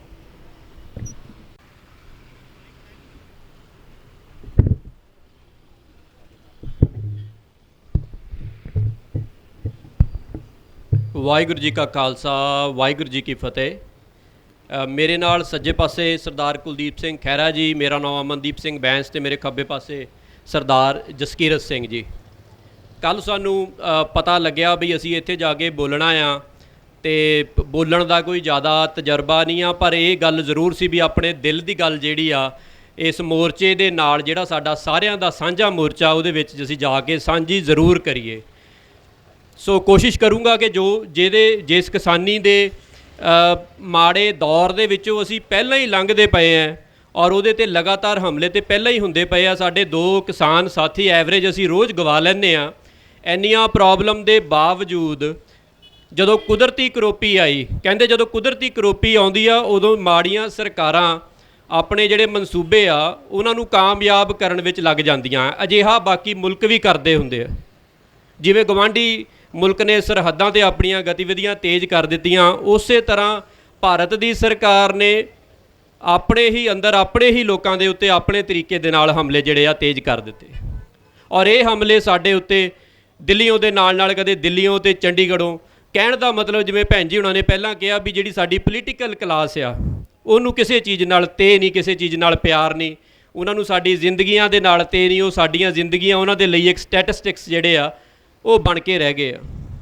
ਸੋ ਇਸੇ ਤਰੀਕੇ ਦੇ ਨਾਲ ਗੱਲ ਨੂੰ ਅੱਗੇ ਵਧਾਉਂਦੇ ਹੋਏ ਮੈਂ ਤੁਹਾਨੂੰ ਦੱਸਣਾ ਚਾਹੁੰਦਾ ਕਿ ਜਿਵੇਂ ਦਿੱਲੀ ਦੀ ਸਰਕਾਰ ਨੇ ਇਹ ਕਾਨੂੰਨ ਜਿਹੜੇ ਸਾਡੇ ਤੇ ਸਾਡੀ ਹੋਂਦ ਦੀ ਲੜਾਈ ਸਾਡੇ ਮੂਹਰੇ ਲਿਆ ਕੇ ਖੜੇ ਕਰ ਦਿੱਤੀ, ਉਸੇ ਤਰੀਕੇ ਦੇ ਨਾਲ ਜਿਵੇਂ ਕਿ ਅਸੀਂ ਦਿੱਲੀ ਦੇ ਨਾਲ ਲੜਦੇ ਪਏ ਹਾਂ, ਅਸੀਂ ਇਸ ਲੜਾਈ ਨੂੰ ਚੰਡੀਗੜ੍ਹ ਦੇ ਨਾਲ ਪੰਜਾਬ ਸਰਕਾਰ, ਜਿਹਨੂੰ ਕਿ ਪੰਜਾਬ ਦੇ ਹਿੱਤਾਂ ਦੀ ਇਸ ਵੇਲੇ ਰਾਖੀ ਕਰਨ ਲਈ ਮੂਹਰੇ ਆਉਣਾ ਚਾਹੀਦਾ, ਇਹ ਆਪ ਉਸੇ ਤਰੀਕੇ ਨਾਲ ਲੱਗੇ ਹੋਏ।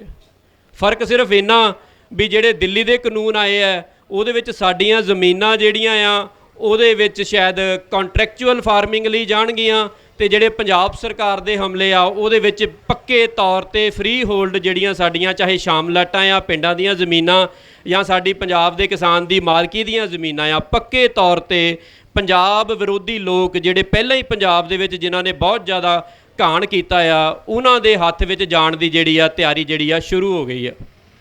ਮੈਂ ਉਸ ਸ਼ਹਿਰ ਤੋਂ ਆਉਣਾ ਲੁਧਿਆਣਾ, ਜਿਹਦੇ 'ਤੇ ਬਹੁਤ ਵੱਡਾ ਘਾਣ ਜਿਹੜਾ ਉਹਦਾ ਇਲਜ਼ਾਮ ਲੱਗਦਾ ਆ। ਮੈਂ ਉੱਥੇ ਰਹਿੰਦਾ ਆ, ਮੇਰਾ ਮਾਲਪੁਰ ਦਾ ਆ, ਪਰ ਅਸੀਂ ਰਹੇ ਲੁਧਿਆਣੇ ਹੀ ਆ, ਬਹੁਤ ਨੇੜਿਓਂ ਲੁਧਿਆਣੇ ਨੂੰ ਦੇਖਿਆ। ਔਰ ਲੁਧਿਆਣੇ ਦੇ ਵਿੱਚ ਇੱਕ ਵੱਖਰੇ ਕਿਸਮ ਦਾ ਅੱਤਵਾਦ ਜਿਹੜਾ ਆ ਉਹ ਪਨਪਦਾ ਰਿਹਾ, ਜਿਨ੍ਹਾਂ ਦਾ ਨਾ ਤੇ ਉਹਨਾਂ 'ਤੇ ਇਲਜ਼ਾਮ ਲੱਗਿਆ, ਨਾ ਕਿਸੇ ਅਖਬਾਰ ਨੇ ਲਿਖਿਆ, ਨਾ ਕਦੇ ਬਹੁਤ ਸਹੀ ਸਟੀਕ ਤਰੀਕੇ ਦੇ ਨਾਲ ਮੀਡੀਆ ਨੇ ਦਿਖਾਇਆ। ਸਾਡੇ ਲੁਧਿਆਣੇ ਦੇ ਅੱਤਵਾਦੀ ਉੱਨ ਰੰਗਣੇ, ਇਹ ਕੈਮੀਕਲ ਨਾਲ ਰੰਗਣ ਵਾਲੇ। ਅਸੀਂ ਇਹ ਇੰਡਸਟਰੀ ਦੇ ਖਿਲਾਫ ਨਹੀਂ, ਬਟ ਜੇ ਕੋਈ ਬੰਦਾ ਇੰਡਸਟਰੀ ਲਾ ਕੇ ਸਾਡੇ ਪੀਣ ਵਾਲੇ ਪਾਣੀ ਨੂੰ, ਦਰਿਆਈ ਪਾਣੀ ਨੂੰ, ਨਹਿਰੀ ਪਾਣੀ ਨੂੰ, ਛੱਪੜਾਂ ਦੇ ਪਾਣੀ ਨੂੰ ਕੈਮੀਕਲ ਨਾਲ ਭਰ ਦਿੰਦਾ ਤੇ ਉਹਦੇ ਨਾਲ ਹਜ਼ਾਰਾਂ ਲੋਕਾਂ ਦਾ ਘਾਣ ਹੁੰਦਾ ਆ, ਤੇ ਉਹ ਅੱਤਵਾਦ ਨਹੀਂ ਤੇ ਉਹ ਕੀ ਆ। ਉਸ ਅੱਤਵਾਦ ਨੂੰ ਅਸੀਂ ਅੱਖੀਂ ਵੇਖਿਆ ਵੀ ਆ, ਅੱਖੀਂ ਹੰਢਾਇਆ ਵੀ ਆ, ਮਹਿਸੂਸ ਵੀ ਕੀਤਾ ਆ, ਆਪਣੇ ਯਾਰ ਦੋਸਤ ਆਪਣੇ ਤੋਂ ਵਿਛੜਦੇ ਵੀ ਵੇਖੇ ਆ। ਪਰ ਹੱਦ ਹੁਣ ਇਸ ਗੱਲ ਦੀ ਹੋਈ, ਜਦੋਂ ਸਰਕਾਰਾਂ ਬਦਲਦੀਆਂ ਤੇ ਬਹੁਤ ਵੱਡੇ ਵੱਡੇ ਵਾਅਦੇ ਕੀਤੇ ਜਾਂਦੇ ਆ। ਕਾਂਗਰਸ ਸਰਕਾਰ ਨੇ ਇੱਕ ਗ੍ਰੀਨ ਮੈਨੀਫੈਸਟੋ ਵੀ ਲਿਆਂਦਾ ਸੀ ਵੀ ਅਸੀਂ ਜਿਹੜਾ ਪਹਿਲਾਂ ਬਾਦਲਾਂ ਦੇ ਟਾਈਮ ਤੇ ਘਾਣ ਹੋਇਆ ਅਸੀਂ ਤੁਹਾਨੂੰ ਇਹਦਾ ਹੱਲ ਕਰਕੇ ਦੇਵਾਂਗੇ। ਉਹਦਾ ਹੱਲ ਉਹਨਾਂ ਨੇ ਕਿਵੇਂ ਕੀਤਾ? ਲੁਧਿਆਣੇ ਉਹ ਸਤਲੁਜ ਦੇ ਵਿੱਚ ਬੁੱਢਾ ਦਰਿਆ, ਇੱਕ ਡੈੱਡ ਕਾਲਾ ਪਾਣੀ ਜਿਹਨੂੰ ਅਸੀਂ ਡੈੱਡ ਵਾਟਰ ਉਹਦੀ ਕੈਟਾਗਰੀ ਹੁੰਦੀ ਆ, ਜਿਹਨੂੰ ਅਸੀਂ ਹੱਥ ਵੀ ਨਹੀਂ ਲਾ ਸਕਦੇ, ਉਹ ਸਿੱਧਾ ਸਤਲੁਜ ਦੇ ਵਿੱਚ ਸੁੱਟ ਦਿੱਤਾ ਜਾਂਦਾ ਤੇ ਇੱਕ ਪੂਰੀ ਦੀ ਪੂਰੀ 400 ਕਿਊਸਿਕ ਰੋਜ਼ ਦਾ ਗਰਾਊਂਡ 'ਚੋਂ ਪਾਣੀ ਕੱਢ ਕੇ ਉੱਨ ਰੰਗ ਕੇ ਸਤਲੁਜ ਦੇ ਵਿੱਚ ਸਿੱਟ ਦਿੱਤਾ ਜਾਂਦਾ। ਤੇ ਇਹ ਸਾਡਾ ਪੀਣ ਵਾਲਾ ਪਾਣੀ ਹੈ, ਕਿਉਂਕਿ ਜਿਹੜਾ ਧਰਤੀ ਹੇਠਲਾ ਪਾਣੀ ਆ ਉਹ ਪਹਿਲਾਂ ਹੀ ਮੁੱਕ ਗਿਆ। ਇਹਦੇ ਲਈ ਹੁਣ ਇਹ ਸਕੀਮਾਂ ਲਿਆਉਣ ਡਏ ਆ ਵੀ ਸਾਨੂੰ ਪੀਣ ਦੀ ਸਪਲਾਈ ਦੇਣੀ 3000 ਕਰੋੜ ਇੱਕ ਜ਼ਿਲ੍ਹੇ ਦੇ ਵਿੱਚ ਖਰਚ ਕੇ। ਹੁਣ ਜਦੋਂ ਮੌਕਾ ਤਾਂ ਸੀ ਵੀ ਜਿਹੜੀ ਪ੍ਰੋਬਲਮ ਦੇ ਨਾਲ ਅਸੀਂ ਜੂਝਦੇ ਪਏ ਹਾਂ, ਜਾਂ ਤੇ ਉਹ ਉੱਦਾਂ ਦੀ ਉੱਦਾਂ ਹੀ ਰਹਿ ਜਾਂਦੀ ਜਾਂ ਉਹਦਾ ਥੋੜ੍ਹਾ ਬਹੁਤਾ ਹੱਲ ਹੋ ਜਾਂਦਾ। ਇਹਨਾਂ ਨੇ ਕੀ ਕੀਤਾ, ਪੰਜਾਬ ਦੇ ਵਿੱਚ 3% ਜੰਗਲ ਬਚਿਆ, ਉਹਦੇ 'ਚੋਂ ਇੱਕ ਬਹੁਤ ਮੱਤੇਵਾੜੇ ਦਾ ਜਿਹੜਾ ਜੰਗਲ ਆ, ਮੈਨੂੰ ਲੱਗਦਾ ਆਪਣੇ ਆਪ ਦਾ 400 ਏਕੜ ਦੇ ਵਿੱਚ ਉਹ ਇੱਕੋ ਇੱਕ ਅਜਿਹਾ ਜੰਗਲ ਹੋਊਗਾ ਜਿਹੜਾ ਸਾਡੇ ਕੋਲੋਂ ਬਚਿਆ ਹੋਇਆ ਜੰਗਲ ਆ। ਉਹ ਪੂਰੇ ਦੇ ਪੂਰੇ ਜੰਗਲ ਜਿਹੜੇ 3 ਜੰਗਲ ਆ, ਉਹਨਾਂ ਦੇ ਵਿੱਚ ਕੋਈ 1000 ਏਕੜ ਦੀ ਜ਼ਮੀਨ ਇਹਨਾਂ ਨੇ ਸਿੱਧੀ ਇੰਡਸਟਰੀ ਨੂੰ ਟਰਾਂਸਫਰ ਕਰਨ ਦੀ ਇਸ ਵੇਲੇ ਮੁਹਿੰਮ ਜਿਹੜੀ ਆ ਉਹ ਚਲਾ ਦਿੱਤੀ। ਉਹਦੇ 'ਚੋਂ 500 ਏਕੜ ਦੀ ਰਜਿਸਟਰੀ ਕਰਾ ਦਿੱਤੀ, ਜਿਹਦੇ ਤੇ ਜਿਹੜੀ PACA ਦੇ ਵਿੱਚ ਪੰਜਾਬ ਦੀਆਂ ਕੋਈ 27-28 ਜਥੇਬੰਦੀਆਂ ਇਕੱਠੀਆਂ ਹੋਈਆਂ ਸੀ ਵੀ ਅਸੀਂ ਇਹਦੇ ਤੇ ਲੜਾਈ ਲੜਾਂਗੇ, ਉਹ ਅਸੀਂ ਜਾਰੀ ਵੀ ਰੱਖੀ ਹੋਈ ਹੈ। ਬਟ ਉਹਦਾ ਕਾਰਨ ਕੀ ਸੀ, ਉਹ ਇਹਨਾਂ ਨੇ ਕੀਤਾ ਕਿਉਂ? ਕਿਉਂਕਿ ਬੁੱਢਾ ਦਰਿਆ ਵੀ ਦੀਦਾ ਸੀ ਤੇ ਭੱਟੀਆਂ ਵਾਲੀ ਡਰੇਨ ਵੀ ਦੀਦੀ ਸੀ। ਇਹਨਾਂ ਨੇ ਇੱਕ ਨਵਾਂ ਕੰਮ ਕੀਤਾ ਬਈ ਆਪਾਂ ਇੱਕ ਜੰਗਲ ਜਿਹੜਾ ਆ ਉਹਦੇ ਵਿੱਚ ਜਿਹੜੀ ਜ਼ਮੀਨ ਆ ਉਹ ਸਿੱਧੀ ਸਤਲੁਜ ਨਾਲ ਲੱਗਦੀ ਆ, ਵੀ ਇੱਥੇ ਸਿੱਧੀ ਇੰਡਸਟਰੀ ਲਾ ਦਈਏ। ਹਾਲਾਂਕਿ ਜੇ ਉੱਥੇ ਇੰਡਸਟਰੀ ਲੱਗਦੀ ਆ ਉਹ ਸਾਡੇ ਲਈ ਉਹ ਵੀ ਮਾੜੀ ਆ, ਕਿਉਂਕਿ ਉਹਦਾ ਕੈਮੀਕਲ ਜਿਹੜਾ ਸਿੱਧਾ ਸਤਲੁਜ 'ਚ ਪੈਣਾ, ਤੇ ਜੇ ਨਾ ਲੱਗੀ ਉਹ 1000 ਏਕੜ ਦਾ ਟੱਕ ਸਿੱਧਾ ਦਾ ਸਿੱਧਾ ਫ੍ਰੀ ਹੋਲਡ ਕੁਛ ਕਾਰੋਬਾਰੀਆਂ ਦੇ ਹੱਥ ਤੇ ਜਾਣੋ ਆਪਾਂ ਹੁਣ ਨਹੀਂ ਰੋਕ ਸਕਦੇ। ਲੜਾਈ ਜਾਰੀ ਹੈ, ਜੋ ਵੀ ਰਿਜ਼ਲਟ ਆਊਗਾ ਗਾਂ ਦੀ ਗੱਲ ਆ। ਬਟ ਗੱਲ ਇਹ ਆ ਵੀ ਕਰੋਨਾ ਦੇ ਸਮੇਂ ਤੇ ਜਦੋਂ ਪਹਿਲਾਂ ਹੀ ਲੋਕਾਂ ਦੇ ਕਿੱਤਿਆਂ ਦੇ ਉੱਤੇ ਹਮਲੇ ਹੋਏ ਆ, ਉਹਨਾਂ ਦੀਆਂ ਜ਼ਮੀਨਾਂ ਲੈ ਲੈਣੀਆਂ ਤੇ ਬਹੁਤ ਵੱਡੀ ਮਾਤਰਾ 'ਚ ਆਉਣ ਵਾਲੇ ਟਾਈਮ ਦੇ ਲਈ ਕੈਂਸਰ ਦਾ ਇੱਕ ਹੋਰ ਡਰੇਨ ਸਤਲੁਜ ਦੇ ਵਿੱਚ ਦੇ ਦੇਣਾ, ਇਹ ਕਿੱਥੋਂ ਦੀ ਸਿਆਣਪ ਸੀ। ਸੋ ਜਿੱਥੇ ਸਾਨੂੰ ਮੌਜੂਦਾ ਇਸ ਵੇਲੇ ਦੇ ਹਾਲਾਤ ਨਾਲ ਲੜਨ ਦੀ ਲੋੜ ਆ, ਦਿੱਲੀ ਦੀ ਸਰਕਾਰ ਦੇ ਹਮਲੇ ਦੇ ਨਾਲ ਲੜਨ ਦੀ ਲੋੜ ਆ, ਉੱਥੇ ਸਾਨੂੰ ਇਹ ਵੀ ਖਿਆਲ ਰੱਖਣ ਦੀ ਲੋੜ ਆ। ਕਈ ਵਾਰੀ ਜਦੋਂ ਇੱਕ ਸਰਕਾਰ ਮਾੜਾ ਫੈਸਲਾ ਲੈਂਦੀ ਆ ਤੇ ਪਹਿਲੀ ਸਰਕਾਰ ਨੂੰ ਐਂ ਲੱਗਣ ਲੱਗ ਜਾਂਦਾ ਵੀ 3 ਮਾੜੇ ਹੋ ਗਏ, ਹੁਣ ਸਾਡੀ ਹੋਈ ਸਰਕਾਰ ਰਹਿਣੀ ਆ ਤੇ ਸਾਡੀ ਹੋਈ ਵਾਰੀ ਰਹਿਣੀ ਆ। ਸੋ ਇਸ ਕਰਕੇ ਮੈਂ ਸਾਰਿਆਂ ਨੂੰ ਔਰ ਦਿੱਲੀ ਨੂੰ ਵੀ, ਦਿੱਲੀ ਵੱਲ ਨੂੰ ਮੂੰਹ ਕਰਕੇ ਬੜੀ ਪੰਜਾਬ ਦੇ ਵਿੱਚ ਹਲੀਮੀ ਰੱਖੀ। ਦਿੱਲੀ ਤੇ ਫਿਰ ਸਾਡੇ ਨਾਲੋਂ 40-45 ਮੀਟਰ ਥੱਲੇ ਬੈਠੀ ਆ, ਐਸਾ ਸੁਭਾਅ ਗਿਆ ਪੰਜਾਬ ਦੀ ਧਰਤੀ ਤੇ। ਪਰ ਇਹ ਦਿੱਲੀ ਨੂੰ ਸਮਝਣ ਦੀ ਲੋੜ ਆ ਕਿ ਪੰਜਾਬ ਦੀ ਆਜ਼ਾਦੀ ਤੇ ਜਿਹੜੇ ਹਮਲੇ ਆ ਉਹ ਨਾ ਕੀਤੇ ਜਾਣ, ਔਰ ਚੰਡੀਗੜ੍ਹ ਵਾਲਿਆਂ ਨੂੰ ਇਹ ਸਮਝਣ ਦੀ ਲੋੜ ਆ ਵੀ ਇਸ ਮੌਕੇ ਦਾ ਫਾਇਦਾ ਉਠਾ ਕੇ ਇਸ ਮਾਹੌਲ ਨੂੰ, ਜਿਹਨੂੰ ਆਪਾਂ ਟੇਕਨ ਫॉर ਗ੍ਰਾਂਟਡ ਕਹਿ ਦਿੰਦੇ ਆ, ਵੀ ਹੁਣ ਅਸੀਂ ਤੇ ਇਹਦੇ ਵਿੱਚੋਂ ਇਸ ਵੇਲੇ ਸਾਫ਼ ਬਚਾਂਗੇ ਤੇ ਜਿਹੜੀਆਂ ਸਾਡੀਆਂ ਚਲਾਕੀਆਂ ਆ ਉਹਦਾ ਕੋਈ ਫਰਕ ਨਹੀਂ ਪਊਗਾ। ਤੇ ਇਹਦੇ ਤੋਂ ਸਾਨੂੰ ਇਸ ਮੋਰਚੇ ਦੇ ਰਾਹੀਂ ਮੈਂ ਆਪਣੀ ਗੱਲ ਕਹਿਣਾ ਚਾਹੁੰਦਾ ਵੀ ਇੱਥੇ ਇਹਨਾਂ ਹਮਲਿਆਂ ਦਾ ਵੀ ਸਾਨੂੰ ਖਿਆਲ ਰੱਖਣ ਦੀ ਲੋੜ ਹੈ। ਔਰ ਦੂਸਰੀ ਗੱਲ, ਲੁਧਿਆਣੇ ਦੇ ਵਿੱਚ ਜਿੰਨੀਆਂ ਸਾਡੀਆਂ ਆਲੇ ਦੁਆਲੇ ਇਹ ਜ਼ਮੀਨਾਂ ਦੱਬ ਹੁੰਦੀਆਂ ਨੇ, ਉਸ ਤੋਂ ਬਾਅਦ ਇਹਨਾਂ ਨੂੰ ਇੱਕ ਕਲੋਨੀਆਂ ਕੱਟ ਕੇ ਵੇਚਣ ਦਾ ਕੰਮ ਸ਼ੁਰੂ ਹੁੰਦਾ। ਤੇ ਲੁਧਿਆਣੇ ਦਾ ਹਾਲ ਇਹ ਹੈ ਵੀ ਸਾਡੀਆਂ ਫੈਕਟਰੀਆਂ ਜਿੰਨਾ ਪਾਣੀ ਆ ਤੇ ਸੀਵਰ ਦਾ ਪਾਣੀ ਆ ਉਹ ਗਰਾਊਂਡ ਵਾਟਰ ਦੇ ਵਿੱਚ ਜਿਹੜਾ ਉਹ ਪਾ ਦਿੰਦੇ ਆ। ਉਹ ਸਾਡੇ PAC ਦੇ ਮੈਂਬਰਾਂ ਦੇ ਤੌਰ ਤੇ ਅਸੀਂ ਜਾ ਕੇ ਉੱਥੇ ਦੇਖੀਆਂ ਵੀ ਆ, ਫੜੀਆਂ ਵੀ ਆ। ਪਰ ਇਹ ਆ ਵੀ ਅਸੀਂ ਉਸ ਲੜਾਈ ਨੂੰ ਲੜਤਾ ਰਹੇ ਹੁੰਦੇ ਆ, ਬਟ ਕਦੇ ਵੀ ਐ ਨਹੀਂ ਦੇਖਿਆ ਵੀ ਜਿਹੜਾ ਬੰਦਾ ਐਡਾ ਘਾਣ ਕਰਦਾ ਹੈ, ਇੱਕ ਬੋਰਵੈਲ 10 ਕਿਲੋਮੀਟਰ ਦੇ ਪਾਣੀ ਨੂੰ ਗੰਦਾ ਕਰ ਸਕਦਾ ਤੇ ਸਾਡੇ 200-250 ਬੋਰਵੈਲ ਗੰਦੇ ਪਾਣੀ ਦੇ ਲੁਧਿਆਣੇ ਹੋਣਗੇ, ਪਰ ਕਦੇ ਨਾ ਤਾਂ ਕਿਸੇ ਤੇ ਕੋਈ ਪਰਚਾ ਦਰਜ ਹੁੰਦਾ, ਨਾ ਕਿਸੇ ਨੂੰ ਕੋਈ ਸਜ਼ਾ ਹੁੰਦੀ। ਇਸ ਤੋਂ ਬਾਅਦ ਮੈਂ ਆਪਣੇ ਨਾਲ ਜਸਕੀਰਤ ਸਿੰਘ ਜੀ ਆਏ ਆ, ਮੈਂ ਇਹਨਾਂ ਨੂੰ ਬੇਨਤੀ ਕਰੂੰਗਾ ਕਿ ਮੱਤੇਵਾੜੇ ਦਾ ਜਿਹੜਾ ਪਾਰਕ ਆ ਉਹਦੇ ਬਾਰੇ ਦੱਸਣਗੇ ਕਿਵੇਂ ਉਹ ਜ਼ਮੀਨ ਦੇ ਵਿੱਚ, ਜਿਵੇਂ ਕਿਸੇ ਫੈਕਟਰੀ ਨੂੰ ਆਲੇ ਦੁਆਲੇ ਦਰਖਤ ਲਾਉਣ ਦੀ ਲੋੜ ਹੁੰਦੀ ਆ, ਉਹਦੇ 'ਚ ਕੰਡੀਸ਼ਨ ਹੁੰਦੀ ਆ। ਪੰਜਾਬ ਸਰਕਾਰ ਨੇ ਕੀ ਕੀਤਾ ਵੀ ਸਾਡੇ ਬਣੇ ਬਣਾਏ ਜੰਗਲ 3 ਪਾਸੇ ਦੇ ਦਿੱਤੇ ਵੀ ਤੁਸੀਂ ਆਓ, ਤੁਸੀਂ ਜ਼ਮੀਨ ਦੱਬੋ, ਤੁਹਾਡੇ ਤੋਂ ਅੱਗੇ ਪਿੱਛੇ ਫਾਇਦੇ ਲੈਂਦਾ ਰਵਾਂਗੇ। ਆਲੇ ਦੁਆਲੇ ਦਰਖਤ ਵੈਸੇ ਲੱਗੇ ਹੋਏ ਆ, ਔਰ ਜਿਹੜੀ ਨੌਕਰੀ ਆ ਉਹ ਸਾਡੇ ਪੰਜਾਬੀ ਨੂੰ ਤਾਂ ਲੁਧਿਆਣੇ ਅੱਗੇ ਵੀ ਨਹੀਂ ਮਿਲਦੀ। ਜਦੋਂ ਕੋਈ ਆਪਣਾ ਬੰਦਾ ਐਡਰੈਸ ਦਿੰਦਾ ਉਹਨੂੰ ਉੱਥੋਂ ਹੀ ਨਾ ਕਰ ਦਿੰਦੇ ਆ। ਔਰ ਇਹ ਗੱਲ ਕਰਦੇ ਵੀ ਪਹਿਲਾਂ ਜਿਹੜੀ ਇੰਡਸਟਰੀ ਉਹਦਾ ਬੜਾ ਫਾਇਦਾ ਹੋਊਗਾ। ਇਹਨਾਂ ਕੋਲ ਅਸੀਂ ਜਦੋਂ ਡਾਟਾ ਮੰਗਿਆ ਵੀ ਕਿੰਨੇ ਕੁ ਪੰਜਾਬ ਦੇ ਬੰਦਿਆਂ ਨੂੰ ਪਹਿਲਾਂ ਲੁਧਿਆਣੇ ਦੀਆਂ ਫੈਕਟਰੀਆਂ 'ਚ ਨੌਕਰੀ ਮਿਲੀ ਆ, ਸਾਡੇ ਕੋਲ ਇਹਨਾਂ ਸਰਕਾਰਾਂ ਕੋਲ ਉਹਦਾ ਵੀ ਕੋਈ ਰਿਕਾਰਡ ਹੈ ਨਹੀਂ।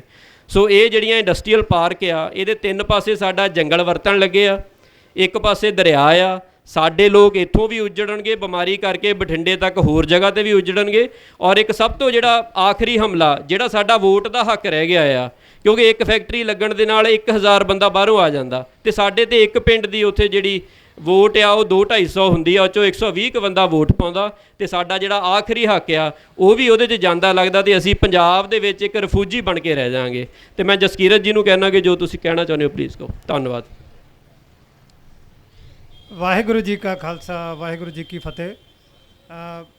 ਮੈਂ ਮੱਤੇਵਾੜੇ ਦੇ ਜਿਹੜਾ ਇਹ ਪ੍ਰੋਜੈਕਟ ਲੱਗ ਰਿਹਾ ਉਹਦੇ ਵਾਤਾਵਰਣ ਦੇ ਪੱਖ ਦੀਆਂ 1-2 ਗੱਲਾਂ ਮਤਲਬ ਸਾਂਝੀਆਂ ਕਰਨਾ ਚਾਹੁੰਦਾ। ਉਹ ਇਸ ਕਰਕੇ ਬੜਾ ਜ਼ਰੂਰੀ ਹੈ ਕਿਉਂਕਿ ਪੰਜਾਬ ਦਾ ਜਿਹੜਾ ਵਾਤਾਵਰਣ ਹੈ ਉਹ ਪੰਜਾਬੀਆਂ ਦੀ ਸਿਹਤ ਦੇ ਉੱਤੇ ਬਹੁਤ ਅਸਰ ਕਰ ਰਿਹਾ ਹੈ। ਅਸੀਂ ਕਹਿੰਦੇ ਹਾਂ ਕਿ ਚਿੱਟੇ ਕਰਕੇ ਲੋਕ ਮਰ ਗਏ, ਨਸ਼ਿਆਂ ਕਰਕੇ ਮਰ ਰਹੇ ਹੈ, ਗੋਲੀਆਂ ਨਾਲ ਮਾਰੇ ਗਏ, ਪਰ ਇਹ ਜਿਹੜਾ ਪੀਣ ਵਾਲੇ ਪਾਣੀ ਦੇ ਵਿੱਚ ਕੈਮੀਕਲ ਮਿਲਾ ਕੇ ਜਿਹੜਾ ਇੱਕ ਹਮਲਾ ਕੀਤਾ ਜਾ ਰਿਹਾ ਜਿਹਦੇ ਨਾਲ ਕੈਂਸਰ ਵਰਗੀਆਂ ਬਿਮਾਰੀਆਂ, ਇਹ ਸਾਡਾ ਮਾਲਵਾ ਬੈਲਟ ਜਿਹਨੂੰ ਅਸੀਂ ਕਹਿੰਦੇ ਹਾਂ, ਦੱਖਣੀ ਪੰਜਾਬ ਦਾ ਇਲਾਕਾ, ਬਠਿੰਡਾ, ਮਾਨਸਾ, ਉਹ ਵੀ ਤੇ ਨਾਲ ਅੱਗੋਂ ਰਾਜਸਥਾਨ ਵੀ ਜਿੱਥੇ ਅੱਗੋਂ ਪਾਣੀ ਜਾਂਦਾ 1 ਕਰੋੜ ਤੋਂ ਵੱਧ ਮਨੁੱਖ ਇਸ ਪਾਣੀ ਨੂੰ ਪੀਂਦੇ ਆ। ਜੇ ਤੁਸੀਂ ਪੀਣ ਵਾਲੇ ਪਾਣੀ ਦੇ ਵਿੱਚ ਕਿਤੇ ਜ਼ਹਿਰ ਮਿਲਾ ਦਿਓ ਤੇ ਉਹਨੂੰ ਅਸੀਂ ਕੋਈ ਵੱਡਾ ਜੁਰਮ ਨਾ ਮੰਨੀਏ। ਔਰ ਇਹ ਕਾਰਵਾਈ ਪਿਛਲੇ 15-20 ਸਾਲ ਤੋਂ ਬੜੇ ਵੱਡੇ ਪੱਧਰ 'ਤੇ ਚੱਲ ਰਹੀ ਹੈ। ਲੁਧਿਆਣੇ ਦਾ ਬੁੱਢਾ ਦਰਿਆ ਜਿਹੜਾ ਪੰਜਾਬ ਦੇ ਪ੍ਰਦੂਸ਼ਿਤ ਪਾਣੀਆਂ ਦਾ ਸਭ ਤੋਂ ਵੱਡਾ ਸਰੋਤ ਹੈ, 90% ਪਾਣੀ ਦੀ ਪ੍ਰਦੂਸ਼ਣ ਜੇ ਅਸੀਂ ਦੇਖੀ ਜਾਈਏ ਤਾਂ ਉਹ ਬੁੱਢੇ ਦਰਿਆ ਕਰਕੇ ਹੁੰਦੀ ਹੈ। ਉਹ ਤੇ ਸਾਫ਼ ਨਹੀਂ ਹੋ ਸਕਿਆ ਸਰਕਾਰਾਂ ਤੋਂ, ਬਹੁਤ ਮਤਲਬ ਗੱਲਾਂ ਕਰਦੇ ਰਹਿ ਗਏ, ਸਾਫ਼ ਕੁਝ ਨਹੀਂ ਕੀਤਾ। ਲੋਕਾਂ ਦੀ ਸਿਹਤ ਨਾਲ ਖੇਡਦੇ ਰਹੇ, ਲੋਕਾਂ ਦੀ ਸਿਹਤਾਂ ਦਾ ਬਹੁਤ ਨੁਕਸਾਨ ਹੋਇਆ। ਕੈਂਸਰ ਟ੍ਰੇਨ ਚੱਲਣ ਲੱਗ ਗਈ ਬਠਿੰਡੇ ਤੋਂ। ਤੇ ਹੁਣ ਮੱਤੇਵਾੜੇ ਦੇ ਵਿੱਚ ਜਿਹੜਾ ਟੈਕਸਟਾਈਲ ਪਾਰਕ ਲੱਗਣ ਜਾ ਰਿਹਾ, ਜਿਹਦੀ ਹੁਣੇ ਆਪਣੇ ਵੀਰ ਜੀ ਨੇ ਗੱਲ ਕੀਤੀ ਹੈ, ਉਹ ਜਿਹੜੀ ਪਹਿਲੇ ਇੱਕ ਸਮੱਸਿਆ ਦਾ ਹੱਲ ਨਹੀਂ ਕੱਢ ਸਕੇ ਉਹਨੂੰ ਦੁੱਗਣਾ ਕਰਨ ਦੀ ਤਿਆਰੀ ਹੈ।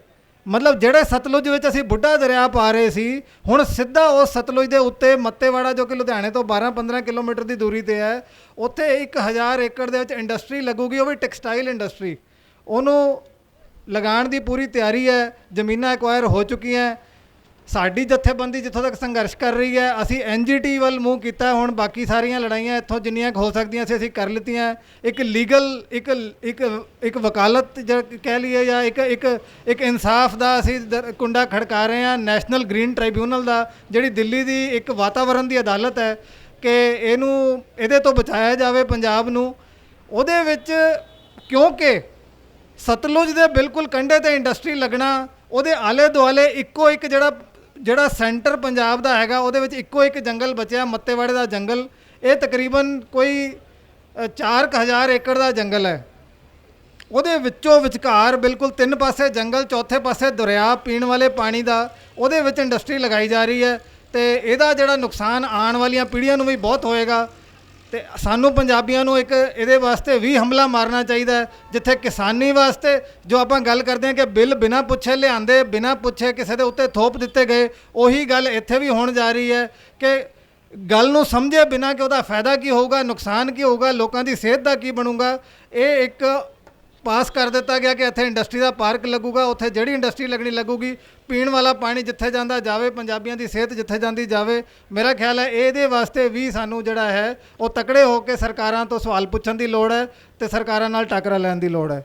ਵਾਹਿਗੁਰੂ ਜੀ ਕਾ ਖਾਲਸਾ, ਵਾਹਿਗੁਰੂ ਜੀ ਕੀ ਫਤਿਹ।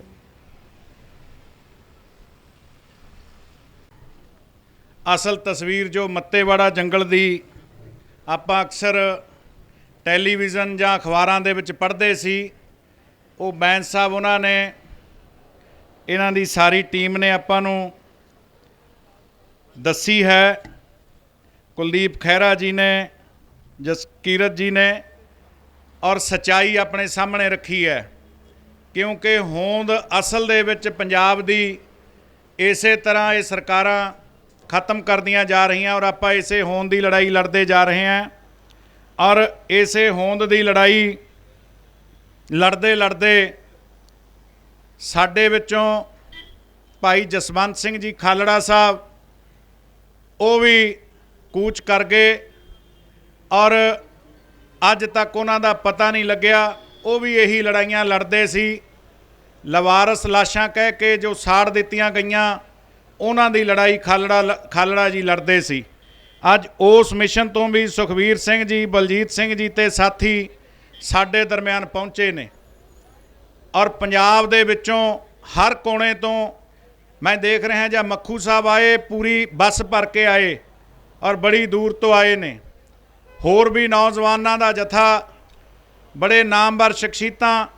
ਅਕਸਰ ਮੈਂ ਦੇਖਦਾ ਹੁੰਨਾ ਕਿ ਇਹੋ ਜਿਹੇ ਸਮਾਗਮਾਂ ਦੇ ਉੱਤੇ ਜਿਹੜੀਆਂ ਸ਼ਖਸੀਅਤਾਂ ਨੇ ਸਮਾਜ ਦੇ ਲਈ ਕੁਝ ਕੀਤਾ ਹੁੰਦਾ ਉਹ ਜਾ ਕੇ ਆਪਣੀ ਸਪੀਚ ਦੇ ਕੇ ਆ ਜਾਂਦੀਆਂ। ਲੇਕਿਨ ਅੱਜ ਇਹ ਹੋਂਦ ਦੀ ਲੜਾਈ ਜਿਹੜੀ ਛੇੜੀ ਹੈ, ਇਸ ਦੇ ਲਈ ਜਿੱਥੇ ਆਪਣੇ ਤੌਰ ਤੇ ਆ ਰਹੀਆਂ ਉੱਥੇ ਸਿਰਾਂ ਦੀ ਲੜਾਈ ਦਾ ਮੁੱਲ ਵੀ ਹਰ ਸ਼ਖਸੀਅਤ ਵਧਾ ਰਹੀ ਹੈ, ਕਿਉਂਕਿ ਚੈਲੰਜ ਸਿੱਧਾ ਕੀਤਾ ਹੋਇਆ।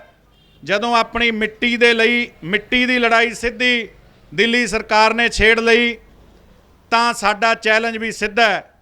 ਸੋ ਮੈਂ ਹਾਈ ਕੋਰਟ ਦੇ, Punjab and Haryana high court ਦੇ ਵਿੱਚ ਅਕਸਰ ਆਪਾਂ ਮਜ਼ਲੂਮਾਂ ਦੀ ਤੇ ਮਨੁੱਖਤਾ ਦੀ ਲੜਾਈ ਲੜਨ ਵਾਲੇ ਜਿਨ੍ਹਾਂ ਨੂੰ ਰੋਜ਼ ਆਪਾਂ ਦੇਖਦੇ ਹਾਂ, ਐਡਵੋਕੇਟ ਨਵਕਿਰਨ ਸਿੰਘ ਜੀ ਨੂੰ ਮੈਂ ਬੇਨਤੀ ਵੀ ਕਰਾਂਗਾ ਕਿ ਉਹ ਆ ਕੇ ਤੁਹਾਡੇ ਨਾਲ ਵਿਚਾਰ ਚਰਚਾ ਵੀ ਕਰਨ ਔਰ ਮੈਂ ਆਸ ਤੇ ਉਮੀਦ ਵੀ ਕਰਾਂਗਾ ਕਿ ਲਗਾਤਾਰ ਜਿੰਨੀ ਦੇਰ ਸਾਡਾ ਇਹ ਮੋਰਚਾ ਚੱਲ ਰਿਹਾ, ਸ਼ੰਭੂ ਮੋਰਚਾ, ਜਿਹਨੂੰ ਵਰਲਡ ਦੇ ਵਿੱਚ ਬੈਠੇ ਹਰ ਪੰਜਾਬੀ ਤੇ ਹਰ ਉਸ ਇਨਸਾਫ ਪਸੰਦ ਲੋਕ ਇਹ ਕਹਿ ਰਹੇ ਨੇ ਕਿ ਇਸ ਮੋਰਚੇ ਨੇ ਭਾਰਤ ਦੀਆਂ ਸਮੁੱਚੀਆਂ ਉਹਨਾਂ ਜਥੇਬੰਦੀਆਂ ਦਾ ਧਿਆਨ ਖਿੱਚਿਆ ਜਿਹੜੇ ਲੋਕ ਆਪਣੀ ਆਪਣੀ ਹੋਂਦ ਦੀ ਲੜਾਈ ਲੜ ਰਹੇ ਆ।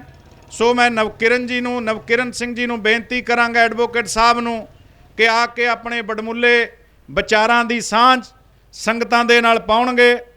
ਇੱਕ ਗੱਡੀ PB 19Q0100 ਉਹ ਰਸਤੇ 'ਚ ਖੜੀ ਹੈ, ਜੇ ਕਿਸੇ ਦੀ ਹੋਵੇ ਤਾਂ ਜ਼ਰੂਰ ਸਾਈਡ ਤੇ ਕਰੇ।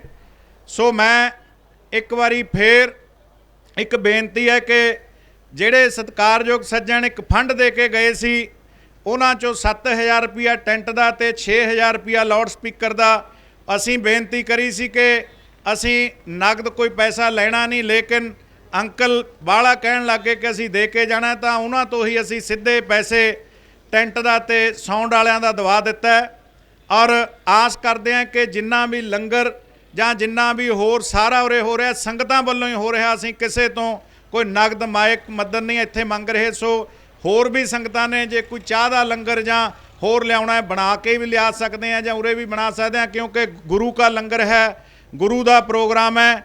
ਇੱਕ ਬੜੀ ਅਲੌਕਿਕ ਗੱਲ ਵੀ ਵਰਤਦੀ ਹੈ ਕਿ ਹਰ ਰੋਜ਼ ਸ਼ਾਮ ਨੂੰ ਕੋਈ ਨਾ ਕੋਈ ਸਾਧੂ ਮਹਾਤਮਾ ਉਰੇ ਆ ਕੇ ਰਹਿ ਰਸ ਦਾ ਪਾਠ ਕਰਕੇ ਇਸ ਦੀਵਾਨ ਦੀ ਸਮਾਪਤੀ ਕਰਦਾ ਹੈ। ਪਰਸੋਂ ਬੈਠੇ ਸੋਚਦੇ ਸੀ ਕਿ ਅੱਜ ਕੋਈ ਸਾਧੂ ਮਹਾਤਮਾ ਜੇ ਆ ਜਾਵੇ ਤਾਂ ਰਹਿ ਰਸ ਦਾ ਪਾਠ ਹੋ ਜਾਵੇ। ਹਲੇ ਗੱਲ ਹੀ ਦਿਮਾਗ ਦੇ ਵਿੱਚ ਸੀ ਕਿ ਇੱਕ ਮਹਾਤਮਾ ਸਾਡੇ ਰੋਜ਼ ਜਿਹੜੇ ਦੁੱਖ ਨਿਵਾਰਨ ਸਾਹਿਬ ਤੋਂ ਕਥਾ ਕਰਦੇ ਆ, ਉਹ ਇੱਧਰ ਪਿੱਛੇ ਧਰਨੇ 'ਚ ਗੇੜਾ ਮਾਰਨ ਆਏ, ਉਹ ਸਾਡੇ ਵੱਲ ਆ ਗਏ। ਮੈਂ ਕਿਹਾ ਬਾਬਾ ਜੀ ਅਸੀਂ ਤਾਂ ਮਹਿਸੂਸ ਕਰਦੇ ਸੀ ਕਿ ਕੋਈ ਮਹਾਤਮਾ ਆਵੇ। ਸੋ ਜਦੋਂ ਅਜਿਹੀਆਂ ਅਲੌਕਿਕ ਵਰਤਾਰੇ ਵਰਤਣ ਲੱਗਦੇ ਆ ਤਾਂ ਮਹਿਸੂਸ ਕਰਦੇ ਆ ਕਿ ਗੁਰੂ ਨਾਨਕ ਪਾਤਸ਼ਾਹ ਇਸ ਸ਼ੰਭੂ ਮੋਰਚੇ ਤੇ ਆਪਣੇ ਸਾਰਿਆਂ ਤੇ ਹੀ ਹੱਥ ਰੱਖ ਰਿਹਾ। ਬੇਨਤੀ ਹੈ ਨਵਕਿਰਨ ਸਿੰਘ ਜੀ ਨੂੰ, ਐਡਵੋਕੇਟ ਸਾਹਿਬ ਨੂੰ, ਕਿ ਉਹ ਆ ਕੇ ਆਪਣੇ ਬੜਮੁੱਲੇ ਵਿਚਾਰਾਂ ਦੀ ਸਾਂਝ ਤੁਹਾਡੇ ਨਾਲ ਪਾਉਣਗੇ। ਵਾਹਿਗੁਰੂ ਜੀ ਦਾ ਖਾਲਸਾ, ਵਾਹਿਗੁਰੂ ਜੀ ਦੀ ਫਤਿਹ।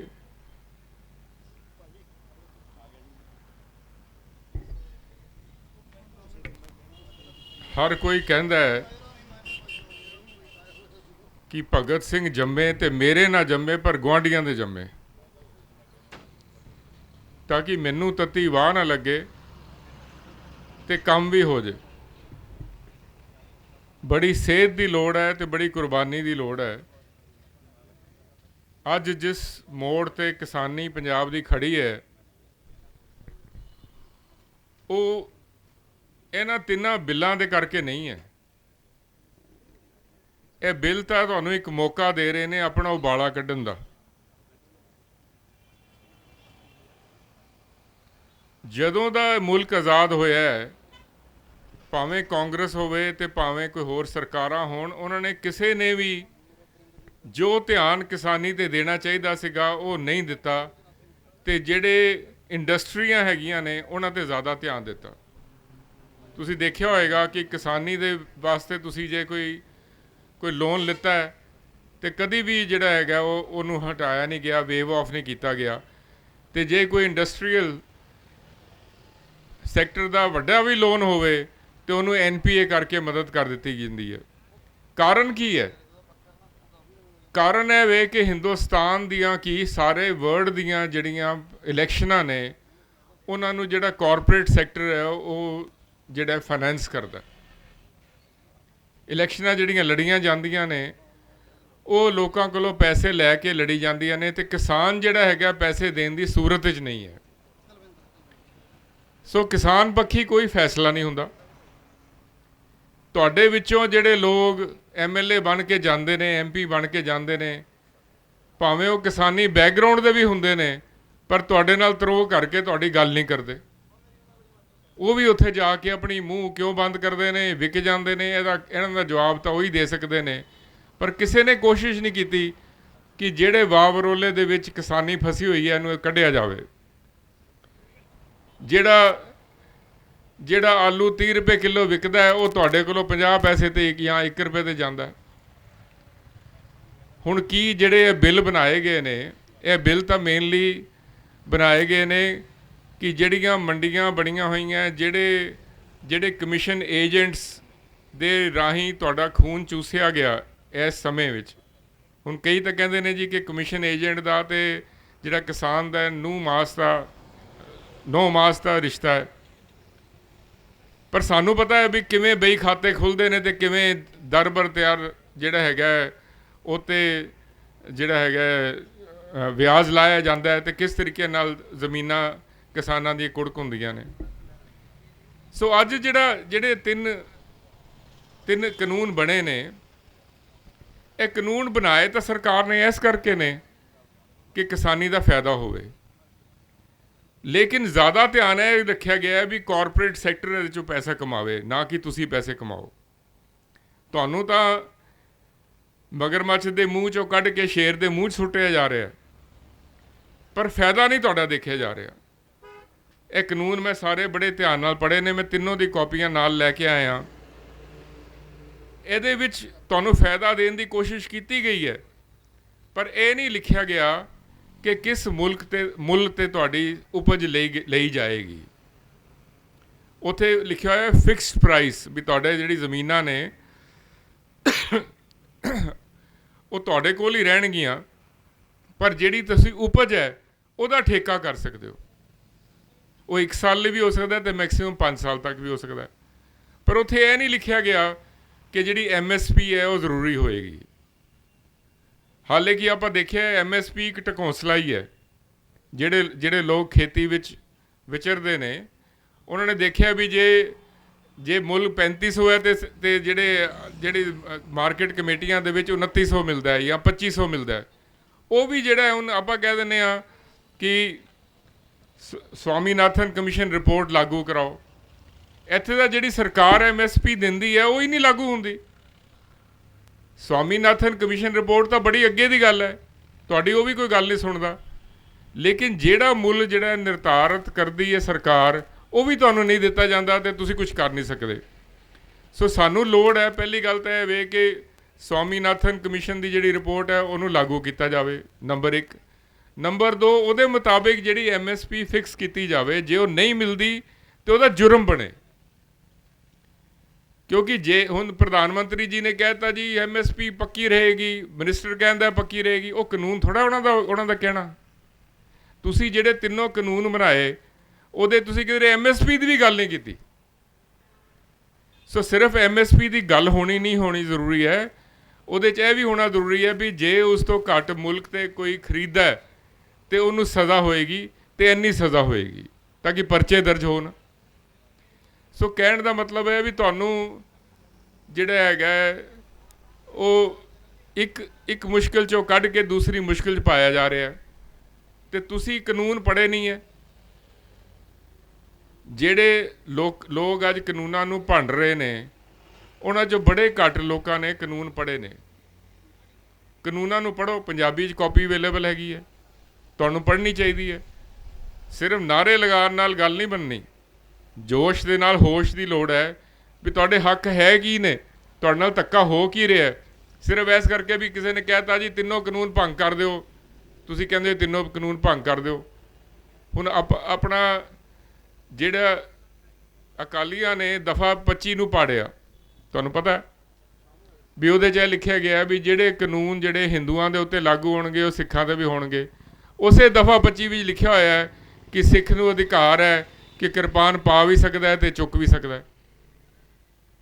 ਜਿਹੋ ਜਿਹੇ ਜਿਹੜੇ ਤੁਹਾਡੇ ਲੀਡਰ ਨੇ ਉਹ ਤੁਹਾਨੂੰ ਗੁੰਮਰਾਹ ਕਰਦੇ ਨੇ, ਤੁਸੀਂ ਗੱਲ ਸਮਝਦੇ ਨਹੀਂ ਸੀ ਕਿਉਂਕਿ ਤੁਹਾਡੇ ਕੋਲ ਪੜ੍ਹਾਈ ਨਹੀਂ ਸੀਗੀ। ਅੱਜ ਤੁਹਾਡੇ ਕੋਲ ਪੜ੍ਹਾਈ ਆ ਗਈ ਹੈ, ਸੋਸ਼ਲ ਮੀਡੀਆ ਆ ਗਿਆ ਹੈ।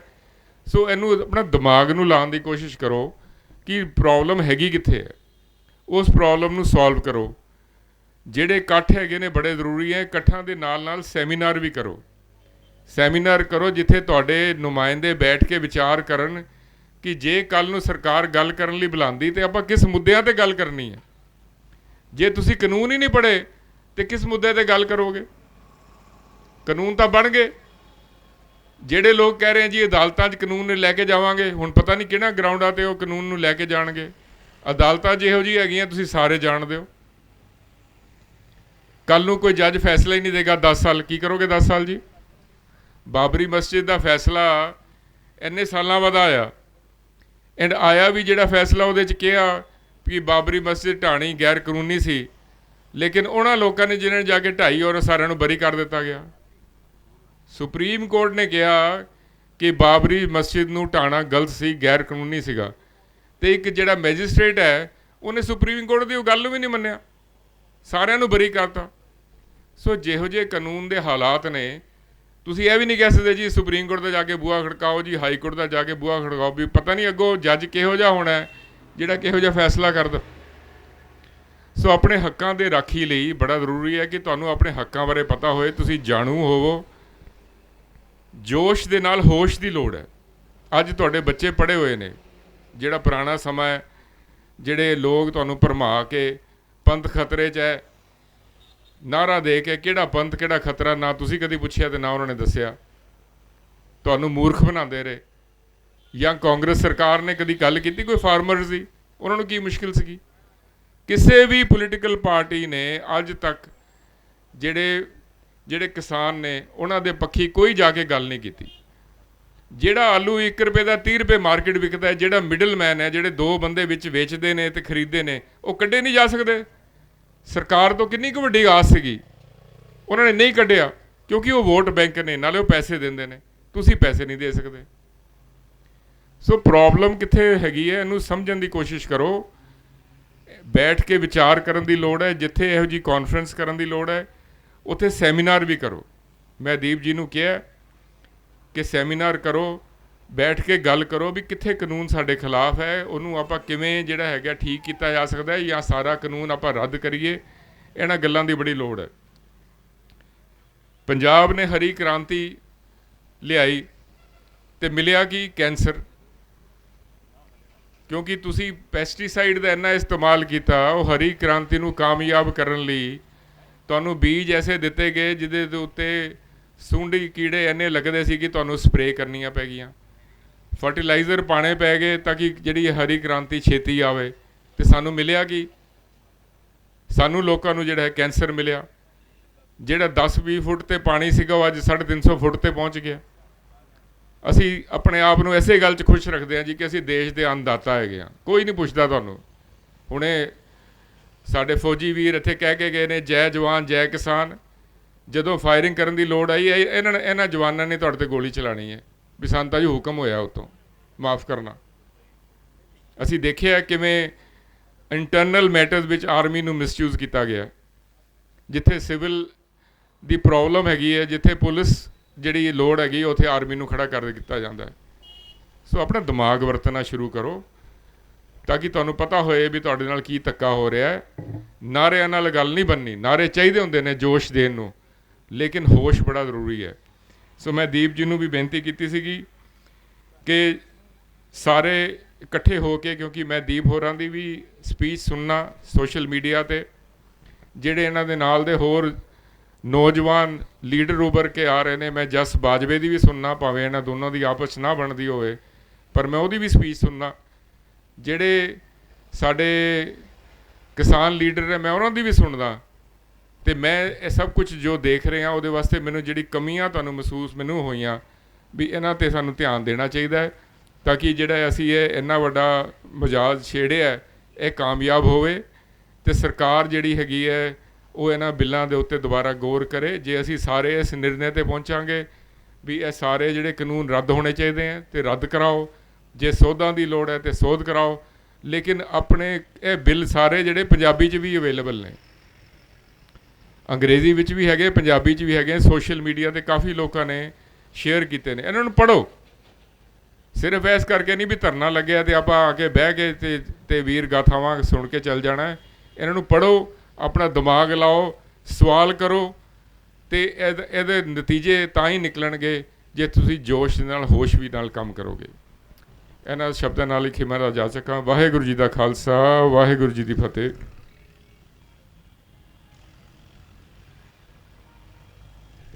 ਬੜਾ ਧੰਨਵਾਦ ਹੈ ਐਡਵੋਕੇਟ ਨਵਕਰਨ ਸਿੰਘ ਜੀ ਦਾ, ਜਿਨ੍ਹਾਂ ਨੇ ਆਪਣੇ ਵਡਮੁੱਲੇ ਵਿਚਾਰ ਸੰਗਤਾਂ ਦੇ ਨਾਲ ਸਾਂਝੇ ਕੀਤੇ ਹੈ। ਜਿਵੇਂ ਇਹਨਾਂ ਨੇ ਕਿਹਾ ਕਿ ਬਿੱਲਾਂ ਦੀ ਕਾਪੀ ਪੰਜਾਬੀ 'ਚ, ਇੰਗਲਿਸ਼ 'ਚ ਹੈ, ਔਰ ਕੱਲ੍ਹ ਅਸੀਂ ਬੈਠੇ ਦੀਪ ਜੀ, ਹਰਪ੍ਰੀਤ ਦੇਵਗਨ ਜੀ, ਅਜੇਪਾਲ ਬਰਾੜ ਜੀ, ਹਾਕਮ ਜੀ ਅਤੇ ਹੋਰ ਸ਼ਖਸੀਅਤਾਂ ਬੈਠੀਆਂ ਸੀ। ਕੱਲ੍ਹ ਇਹ ਫੈਸਲਾ ਵੀ ਕੀਤਾ ਹੈ ਕਿ ਅਸੀਂ ਇਹਨਾਂ ਬਿੱਲਾਂ ਦੀਆਂ ਕਾਪੀਆਂ ਪੰਜਾਬੀ ਦੇ ਵਿੱਚ ਛਪਵਾ ਕੇ 1-2 ਦਿਨਾਂ ਦੇ ਵਿੱਚ ਅਸੀਂ ਇੱਥੇ ਰੱਖੀਏ, ਅਤੇ ਉਹ ਜਿਹੜੀ ਬਿੱਲਾਂ ਦੀ ਕਾਪੀ ਹੈ ਨਾਲ ਅਸੀਂ ਉਹਦਾ ਸਲਿਊਸ਼ਨ ਕੀ ਨਿਕਲਦਾ ਹੈ ਇੱਕ ਪੇਜ ਦੇ ਉੱਤੇ ਕੋਸ਼ਿਸ਼ ਕਰੀਏ ਅਸੀਂ ਉਹ ਵੀ ਲਿਖ ਕੇ ਨਾਲ ਲਾਈਏ ਕਿ ਉਹ ਤਾਂ ਉਹਨਾਂ ਨੇ, ਸਰਕਾਰ ਨੇ ਬਿੱਲ ਬਣਾਤੇ, ਉਹ ਵੀ ਨਾਲੇ ਹਰੇਕ ਬੰਦਾ ਪੜ੍ਹੇ, ਅਸੀਂ ਜਿੰਨੀ ਕੁ ਸੰਗਤ ਆਉਂਦੀ ਹੈ ਉਹਨੂੰ ਦੇ ਸਕੀਏ, ਅਤੇ ਨਾਲ ਉਹਦਾ ਕੀ ਸਲਿਊਸ਼ਨ ਹੈ ਕੋਸ਼ਿਸ਼ ਕਰੀਏ ਕਿ ਉਹ ਵੀ ਨਾਲ ਲਿਖੀਏ, ਅਤੇ ਇੱਕ ਕਾਪੀ ਅਸੀਂ ਕੋਸ਼ਿਸ਼ ਕਰਾਂਗੇ 1-2 ਦਿਨਾਂ ਦੇ ਵਿੱਚ ਜੇ ਤਿਆਰ ਹੋ ਜਾਵੇ ਇੱਥੋਂ ਅਸੀਂ ਉਹ ਵੀ ਦੇਣ ਦਾ ਯਤਨ ਕਰਾਂਗੇ। ਸੋ ਬੜੇ ਧੰਨਵਾਦੀ ਹਾਂ ਨਵਕਿਰਨ ਜੀ ਦੇ, ਜਿਹੜੇ ਹਮੇਸ਼ਾ ਹੀ ਤਤਪਰ ਰਹਿੰਦੇ ਨੇ, ਮਨੁੱਖੀ ਹੱਕਾਂ ਦੀ ਲੜਾਈ ਲੜਦੇ ਨੇ, ਹਰ ਤਰ੍ਹਾਂ ਦੀ ਲੜਾਈ ਦੇ ਵਿੱਚ ਇਹ ਮੋਹਰੀ ਰੋਲ ਹਾਈ ਕੋਰਟ ਦੇ ਵਿੱਚ ਅਦਾ ਕਰਦੇ ਨੇ। ਸੋ ਅੱਜ ਸਾਡੇ ਵਿੱਚ ਡਾਕਟਰ ਦਿਆਲ ਪ੍ਰਤਾਪ ਸਿੰਘ ਜੀ ਰੰਧਾਵਾ, ਜਿਹੜੇ ਪ੍ਰਧਾਨ ਨੇ ਪੰਜਾਬ ਹਰਿਆਣਾ ਹਾਈ ਕੋਰਟ ਦੇ, ਉਹਨਾਂ ਦੇ ਨਾਲ ਜਗਵਿੰਦਰ ਸਿੰਘ ਜੀ ਐਡਵੋਕੇਟ ਸਾਹਿਬ ਹਾਈ ਕੋਰਟ ਤੋਂ। ਮੈਂ ਬੇਨਤੀ ਕਰਾਂਗਾ, ਕਿਉਂਕਿ ਉਹ ਕਹਿੰਦੇ ਇਲੈਕਸ਼ਨ ਚੱਲ ਰਹੀ ਹੈ, ਬੜੀ ਜ਼ਰੂਰੀ ਜਾਣਾ ਹੈ, ਔਰ ਵੈਸੇ ਵੀ ਵਕਾਲਤ ਦੇ ਪੇਸ਼ੇ ਵਿੱਚ ਥੋੜ੍ਹੀ ਜਿਹੀ ਤੇਜ਼ੀ ਰਹਿੰਦੀ ਹੈ, ਲੇਕਿਨ ਫਿਰ ਵੀ ਅਸੀਂ ਧੰਨਵਾਦੀ ਹਾਂ ਕਿ ਉਹ ਆਪਣੇ ਮਸ਼ਰੂਫੀਅਤ ਭਰੇ ਟਾਈਮ ਦੇ ਵਿੱਚੋਂ ਸਮਾਂ ਕੱਢ ਕੇ ਸਾਡੇ ਵਿੱਚ ਆਏ। ਡਾਕਟਰ ਦਿਆਲ ਪ੍ਰਤਾਪ ਸਿੰਘ ਜੀ ਰੰਧਾਵਾ, ਪ੍ਰਧਾਨ ਪੰਜਾਬ ਹਰਿਆਣਾ ਹਾਈ ਕੋਰਟ, ਕਿ ਉਹ ਆ ਕੇ ਅੱਜ ਦੇ ਇਸ ਸਮੇਂ ਦੇ ਵਿੱਚ ਇਸ ਮੰਚ ਤੋਂ ਆਪਣੇ ਵਿਚਾਰਾਂ ਦਾ ਪ੍ਰਗਟਾਵਾ ਤੁਹਾਡੇ ਨਾਲ ਕਰਨਗੇ। ਰੰਧਾਵਾ ਸਾਹਿਬ।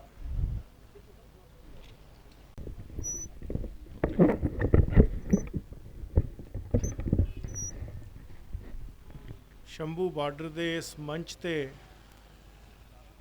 ਹਾਜ਼ਰ ਸਭ ਸੰਘਰਸ਼ੀ ਸਾਥੀਆਂ ਨੂੰ ਮੇਰਾ ਬਹੁਤ ਬਹੁਤ ਪ੍ਰਣਾਮ। ਸਿਰ ਝੁਕਾ ਕੇ ਪੂਰੇ ਅਦਬ ਨਾਲ ਅਸੀਂ ਨਾਅਰਾ ਪੜ੍ਹ ਰਹੇ ਹਾਂ, ਕਿਸਾਨ ਮਜ਼ਦੂਰ ਏਕਤਾ। ਖਿਮਾ ਚਾਹਾਂਗਾ, ਮੈਂ ਇਹਨੂੰ ਮਜ਼ਦੂਰ ਕਿਸਾਨ ਏਕਤਾ ਕਹਾਂਗਾ, ਕਿਉਂਕਿ ਅੱਜ ਦੀ ਕਿਸਾਨੀ ਜਿਹੜੀ ਅਸਲ ਕਿਰਤ ਹੈ ਉਹ ਮਜ਼ਦੂਰ ਦੇ ਹੱਥ ਦੀ ਜਿਹੜੀ ਮਿਹਨਤ ਹੈ ਉੱਥੋਂ ਸ਼ੁਰੂ ਹੁੰਦੀ ਹੈ, ਭਾਵੇਂ ਮਸ਼ੀਨਰੀ ਯੁੱਗ ਵੀ ਆ ਚੁੱਕਾ ਹੈ। ਸੋ ਸਭ ਤੋਂ ਪਹਿਲਾਂ ਨਾਅਰਾ ਬੁਲੰਦ ਕਰੀਏ, ਮਜ਼ਦੂਰ ਕਿਸਾਨ ਏਕਤਾ ਜ਼ਿੰਦਾਬਾਦ। ਸਾਥੀਓ, ਮੈਂ ਖੁਦ ਇੱਕ ਕਿਸਾਨ ਹਾਂ, ਕਿਸਾਨ ਦਾ ਬੇਟਾ ਹੈ। ਮੈਂ ਆਪਣੀ ਗੱਲ ਕਹਿਣ ਤੋਂ ਪਹਿਲਾਂ ਇੱਕ ਮੁੱਢਲਾ ਚੰਦ ਕੁ ਸ਼ਬਦਾਂ 'ਚ ਆਪਣੇ ਪਰਿਵਾਰ ਦਾ ਇਤਿਹਾਸ ਦੱਸਣਾ ਚਾਹੁੰਦਾ। ਪਿੰਡ ਐਨੋਕੋਟ, ਤਹਿਸੀਲ ਬਟਾਲਾ, ਜ਼ਿਲ੍ਹਾ ਗੁਰਦਾਸਪੁਰ ਦਾ ਮੈਂ ਜੰਮਪਲ ਹੈ, ਔਰ ਅੱਜ ਵੀ ਜੁੜਿਆ ਹੋਇਆ ਵਾਂ ਖੇਤੀ ਦੇ ਮਾਧਿਅਮ ਦੇ ਨਾਲ। ਆਪਣੀ ਉਚੇਰੀ ਸਿੱਖਿਆ ਪੂਰੀ ਕਰਨ ਤੋਂ ਬਾਅਦ ਪਿਤਾ ਜੀ ਨੂੰ ਮੈਂ ਇਹੀ ਕਿਹਾ ਕਿ ਮੈਂ ਵਕਾਲਤ ਵੀ ਸ਼ੁਰੂ ਕਰਾਂਗਾ ਔਰ ਕਿਸਾਨੀ ਵੀ ਨਾਲ ਨਾਲ ਕਰਾਂਗਾ। ਸੋ ਲਗਭਗ 20 ਸਾਲ ਹੋ ਗਏ ਨੇ ਪ੍ਰੈਕਟਿਸ 'ਚ ਔਰ ਕਿਸਾਨੀ ਖੁਦ ਕਰਦਿਆਂ ਹੋਇਆਂ। ਔਰ ਪਿਤਾ ਜੀ ਵੀ ਕਿਸਾਨੀ ਸੰਘਰਸ਼ਾਂ 'ਚੋਂ ਹੀ ਅੱਗੇ ਆਏ ਸਨ, ਔਰ ਐਸੇ ਸ਼ੰਭੂ ਬਾਰਡਰ ਦੇ ਉੱਤੇ ਅੱਜ ਤੋਂ ਕੋਈ 40 ਸਾਲ ਪਹਿਲਾਂ ਜੇ ਕੋਈ ਤੁਹਾਡੇ 'ਚੋਂ ਕਿਸਾਨ ਆਗੂ ਜਾਂ ਕਿਸਾਨ ਜਿਹੜੇ ਸੰਘਰਸ਼ੀ ਹੋਣਗੇ, ਇੱਕ ਜ਼ੋਨ ਤੋੜ ਮੋਰਚਾ ਲੱਗਾ ਸੀਗਾ ਕਿ ਪਹਿਲਾਂ ਕਿਸਾਨ ਨੂੰ ਆਪਣੀ ਕਣਕ ਆਪਣੇ ਖਿੱਤੇ ਤੋਂ, ਆਪਣੇ ਏਰੀਏ ਤੋਂ ਬਾਹਰ ਵੇਚਣ ਦੀ ਕੋਈ ਸੁਵਿਧਾ ਨਹੀਂ ਸੀ, ਤੇ 5-5 ਕਿਲੋ ਕਣਕ ਲੈ ਕੇ ਹਰ ਕਿਸਾਨ ਐਸ ਸ਼ੰਭੂ ਮੋਰਚੇ ਤੋਂ ਜ਼ੋਨ ਤੋੜ ਮੋਰਚੇ ਦੀ ਸ਼ੁਰੂਆਤ ਕੀਤੀ ਸੀ। ਔਰ ਬੜਾ ਸੰਘਰਸ਼ੀ ਸਮਾਂ ਉਹਨਾਂ ਨੇ 15 ਸਾਲ ਦੇ ਲਗਭਗ ਆਪਣੇ ਜੀਵਨ ਦਾ ਕਿਸਾਨਾਂ ਦੇ ਸੰਘਰਸ਼ ਲਈ ਲਾਇਆ। ਔਰ ਉਹੀ ਇੱਕ ਗੁੜਤੀ ਸਾਨੂੰ ਮਿਲੀ ਹੈ ਕਿ ਕਦੀ ਵੀ ਕਿਸੇ ਦੇ ਨਾਲ ਧੱਕਾ ਹੁੰਦਾ ਹੈ ਤਾਂ ਕੋਸ਼ਿਸ਼ ਕਰੋ ਉਹਦੀ ਮਦਦ ਕਰੋ, ਉਹਦੇ ਨਾਲ ਖਲੋਵੋ, ਨਾ ਧੱਕਾ ਕਰੋ ਤੇ ਨਾ ਧੱਕਾ ਹੋਣ ਦੇਵੋ। ਹੁਣ ਜਿਸ ਮੁਕਾਮ ਤੇ ਇਸ ਵਕਤ ਅਸੀਂ ਸਭ ਖੜੇ ਹਾਂ, ਇਹਦੇ ਵਿੱਚ ਸਾਡਾ ਸਿਰਫ ਇੱਕ ਟੀਚਾ ਹੋਣਾ ਚਾਹੀਦਾ ਹੈ ਕਿ ਜਿਹੜੀ ਮਜ਼ਦੂਰੀ ਹੈ ਔਰ ਜਿਹੜੀ ਕਿਸਾਨੀ ਹੈ, ਇਹ ਲਾਹੇਵੰਦੀ ਕਿਵੇਂ ਬਣਾਉਣੀ ਹੈ। ਜਦੋਂ ਅਸੀਂ ਇਤਿਹਾਸ ਚੁੱਕ ਲੈਂਦੇ ਹਾਂ, ਜਿਹਦੇ ਵਿੱਚ ਆਜ਼ਾਦ ਹਿੰਦੁਸਤਾਨ ਦੇ ਵਿੱਚ ਕਿਸਾਨੀ ਨੂੰ ਕਿਉਂ ਜ਼ਿਆਦਾ ਪਨਪਾਇਆ ਗਿਆ ਜਾਂ ਕਦੋਂ ਲੋੜ ਪਈ, ਤਾਂ ਉਦੋਂ ਹਮੇਸ਼ਾ ਉਹ ਟਾਈਮ ਯਾਦ ਕੀਤਾ ਜਾਂਦਾ ਹੈ ਕਿ ਜਿਹੜੇ ਪ੍ਰਾਈਸ ਇੰਡੈਕਸ ਲੇਟ 60s ਦੇ ਸਨ, ਜਿਹਦੇ ਵਿੱਚ ਕਿ ਸਭ ਤੋਂ ਵਧੀਆ ਪ੍ਰਾਈਸ ਇੰਡੈਕਸ ਜਿਹੜਾ ਕਿਸਾਨ ਦੀ ਕਰੰਸੀ ਉਹਦੀ ਕਣਕ ਹੈ, ਉਹਦੀ ਜਿਣਸ ਹੈ। ਵੀ 1000 ਬੋਰੀ ਵੇਚ ਕੇ ਤੁਹਾਨੂੰ ਇੱਕ ਟਰੈਕਟਰ ਆ ਜਾਂਦਾ ਸੀਗਾ ਉਸ ਸਮੇਂ ਵਿੱਚ, ਕੀ ਅੱਜ ਦੀ ਤਾਰੀਖ ਵਿੱਚ 1000 ਬੋਰੀ ਵੇਚ ਕੇ ਸਾਨੂੰ ਇੱਕ ਟਰੈਕਟਰ ਮਿਲ ਸਕਦਾ ਹੈ? ਸੋ ਸਾਡੀ ਕਰੰਸੀ, ਸਾਡਾ ਜਿਹੜਾ ਪੈਮਾਨਾ ਹੈ ਮਾਪਣ ਦਾ, ਉਹ ਸਾਡੀ ਫਸਲ ਹੈ। ਕੀ ਉਸ ਨੂੰ ਲਾਹੇਵੰਦ ਬਣਾਉਣ ਵਾਸਤੇ ਇਹ ਬਿੱਲ ਜਿਹੜੇ ਨੇ ਕੀ ਉਹਦੀ ਪੂਰਤੀ ਕਰਦੇ ਨੇ? ਔਰ ਜੇ ਪ੍ਰਾਈਸ ਇੰਡੈਕਸ ਲੇਟ 60s ਦਾ ਵਧੀਆ ਸੀ, ਉਦੋਂ ਕੀ ਸੀ ਤੇ ਉਦੋਂ ਕਿਉਂ ਸੀ? ਉਹ ਵੀ ਇੱਕ ਰਾਜਨੀਤਿਕ ਕਾਰਨ ਸੀਗਾ ਕਿ ਉਸ ਵਕਤ ਹਿੰਦੁਸਤਾਨ ਕੋਲ ਪੂਰੀ ਆਪਣੀ ਜਿੰਨੀ ਸਾਡੀ ਪਾਪੂਲੇਸ਼ਨ ਹੈ ਉਹਨਾਂ ਨੂੰ ਫੀਡ ਕਰਨ ਵਾਸਤੇ ਸਾਡੇ ਕੋਲ ਕਣਕ ਨਹੀਂ ਸੀ, ਸਾਡੇ ਕੋਲ ਜਿਣਸ ਨਹੀਂ ਸੀ। ਖੇਤੀ ਨੂੰ ਲਾਹੇਵੰਦ ਬਣਾਉਣ ਵਾਸਤੇ ਇੱਕ ਮਾਡਲ ਤਿਆਰ ਕੀਤਾ ਗਿਆ ਔਰ ਉਸ ਮਾਡਲ ਨੂੰ ਅਪਲਾਈ ਕਰਨ ਲਈ ਚੁਣਿਆ ਗਿਆ ਪੰਜਾਬ ਨੂੰ, ਹਰਿਆਣੇ ਨੂੰ, ਸਾਬਕਾ ਪੰਜਾਬ ਸੀ ਜਿਹੜਾ ਵੱਡਾ, ਉਸ ਨੂੰ, ਕਿ ਅਸੀਂ ਇੱਥੇ ਖੇਤੀ ਦੇ ਅੱਛੇ ਨਵੇਂ ਆਧੁਨਿਕ ਸਾਧਨ ਦੇ ਨਾਲ ਔਰ ਵਧੀਆ ਤਰੀਕੇ ਨਾਲ ਖੇਤੀ ਕਰਾਵਾਂਗੇ ਔਰ ਉਸ ਖੇਤੀ ਦੇ ਨਾਲ ਹਿੰਦੁਸਤਾਨ ਦਾ ਢਿੱਡ ਭਰਾਂਗੇ। ਉਹ ਕਿਉਂ ਚੁਣਿਆ ਗਿਆ? ਕਿਉਂਕਿ ਅਸੀਂ ਸਾਰੇ ਬੜੇ ਇੱਕ ਪ੍ਰੋਗਰੈਸਿਵ ਰੇਸ ਦੇ ਹਿੱਸੇ ਹਾਂ। ਅਸੀਂ ਪ੍ਰੋਗਰੈਸ ਨੂੰ, ਸੰਘਰਸ਼ ਨੂੰ, ਮਿਹਨਤ ਨੂੰ ਆਪਣੀ ਸ਼ਿੱਦਤ ਮੰਨਦੇ ਹਾਂ। ਉੱਤਮ ਖੇਤੀ, ਮੱਧਮ ਵਪਾਰ, ਨਖਿੱਧ ਚਾਕਰੀ, ਸਾਨੂੰ ਤਾਂ ਇੱਕ ਮੈਸੇਜ ਯੂਨੀਵਰਸਲ ਕਨਸੈਪਟ ਦਾ ਮਿਲਿਆ ਹੋਇਆ ਹੈ ਕਿ ਖੇਤੀ ਨੂੰ ਉੱਚਤਮ ਦਰਜਾ ਦਿੱਤਾ ਗਿਆ ਹੈ। ਔਰ ਇਸ ਕਰਕੇ ਸਾਡੀਆਂ ਜਿਹੜੀਆਂ ਪੁਰਾਣੀਆਂ ਪੀੜ੍ਹੀਆਂ ਵੀ ਸਨ, ਉਹਨਾਂ ਨੇ ਵੀ ਕਿਸਾਨੀ ਦੇ ਉੱਤੇ ਤਗੜੇ ਹੋ ਕੇ ਪਹਿਰਾ ਦਿੱਤਾ ਔਰ ਹੱਕ ਹਲਾਲ ਦੀ ਔਰ ਮਿਹਨਤ ਦੀ ਕਮਾਈ ਖਾਣ ਵਾਸਤੇ ਪ੍ਰੇਰਿਤ ਕੀਤਾ ਔਰ ਅਪਣਾਇਆ। ਇਹਨਾਂ ਚੀਜ਼ਾਂ ਨੂੰ ਦੇਖਦੇ ਹੋਏ ਉਸ ਮਾਡਲ ਨੂੰ ਪੰਜਾਬ 'ਚ ਅਪਲਾਈ ਕੀਤਾ ਗਿਆ ਔਰ ਪੰਜਾਬ ਨੂੰ ਮੈਂ ਸਮਝਦਾ ਹਾਂ ਕਿ ਹਿੰਦੁਸਤਾਨ ਦੇ ਫੂਡ ਬਾਉਲ ਦੇ ਰੂਪ ਵਿੱਚ ਵਰਤਿਆ ਗਿਆ ਔਰ ਇਸ ਵਕਤ ਹੱਕ ਪੰਜਾਬ ਦਾ ਹਨਨ ਨਹੀਂ ਹੋ ਰਿਹਾ, ਪੂਰੇ ਹਿੰਦੁਸਤਾਨ ਦਾ ਕਿਸਾਨ ਦੇ ਹੱਕ ਦਾ ਹਨਨ ਹੋ ਰਿਹਾ, ਜਿਸ ਵਿੱਚ ਕਿ ਉਸ ਦੇ ਰਾਈਟਸ ਜਿਹੜੇ ਨੇ ਹੋਰ ਬਿਹਤਰ ਤਰੀਕੇ ਨਾਲ ਦਰਸਾਏ ਜਾਣ।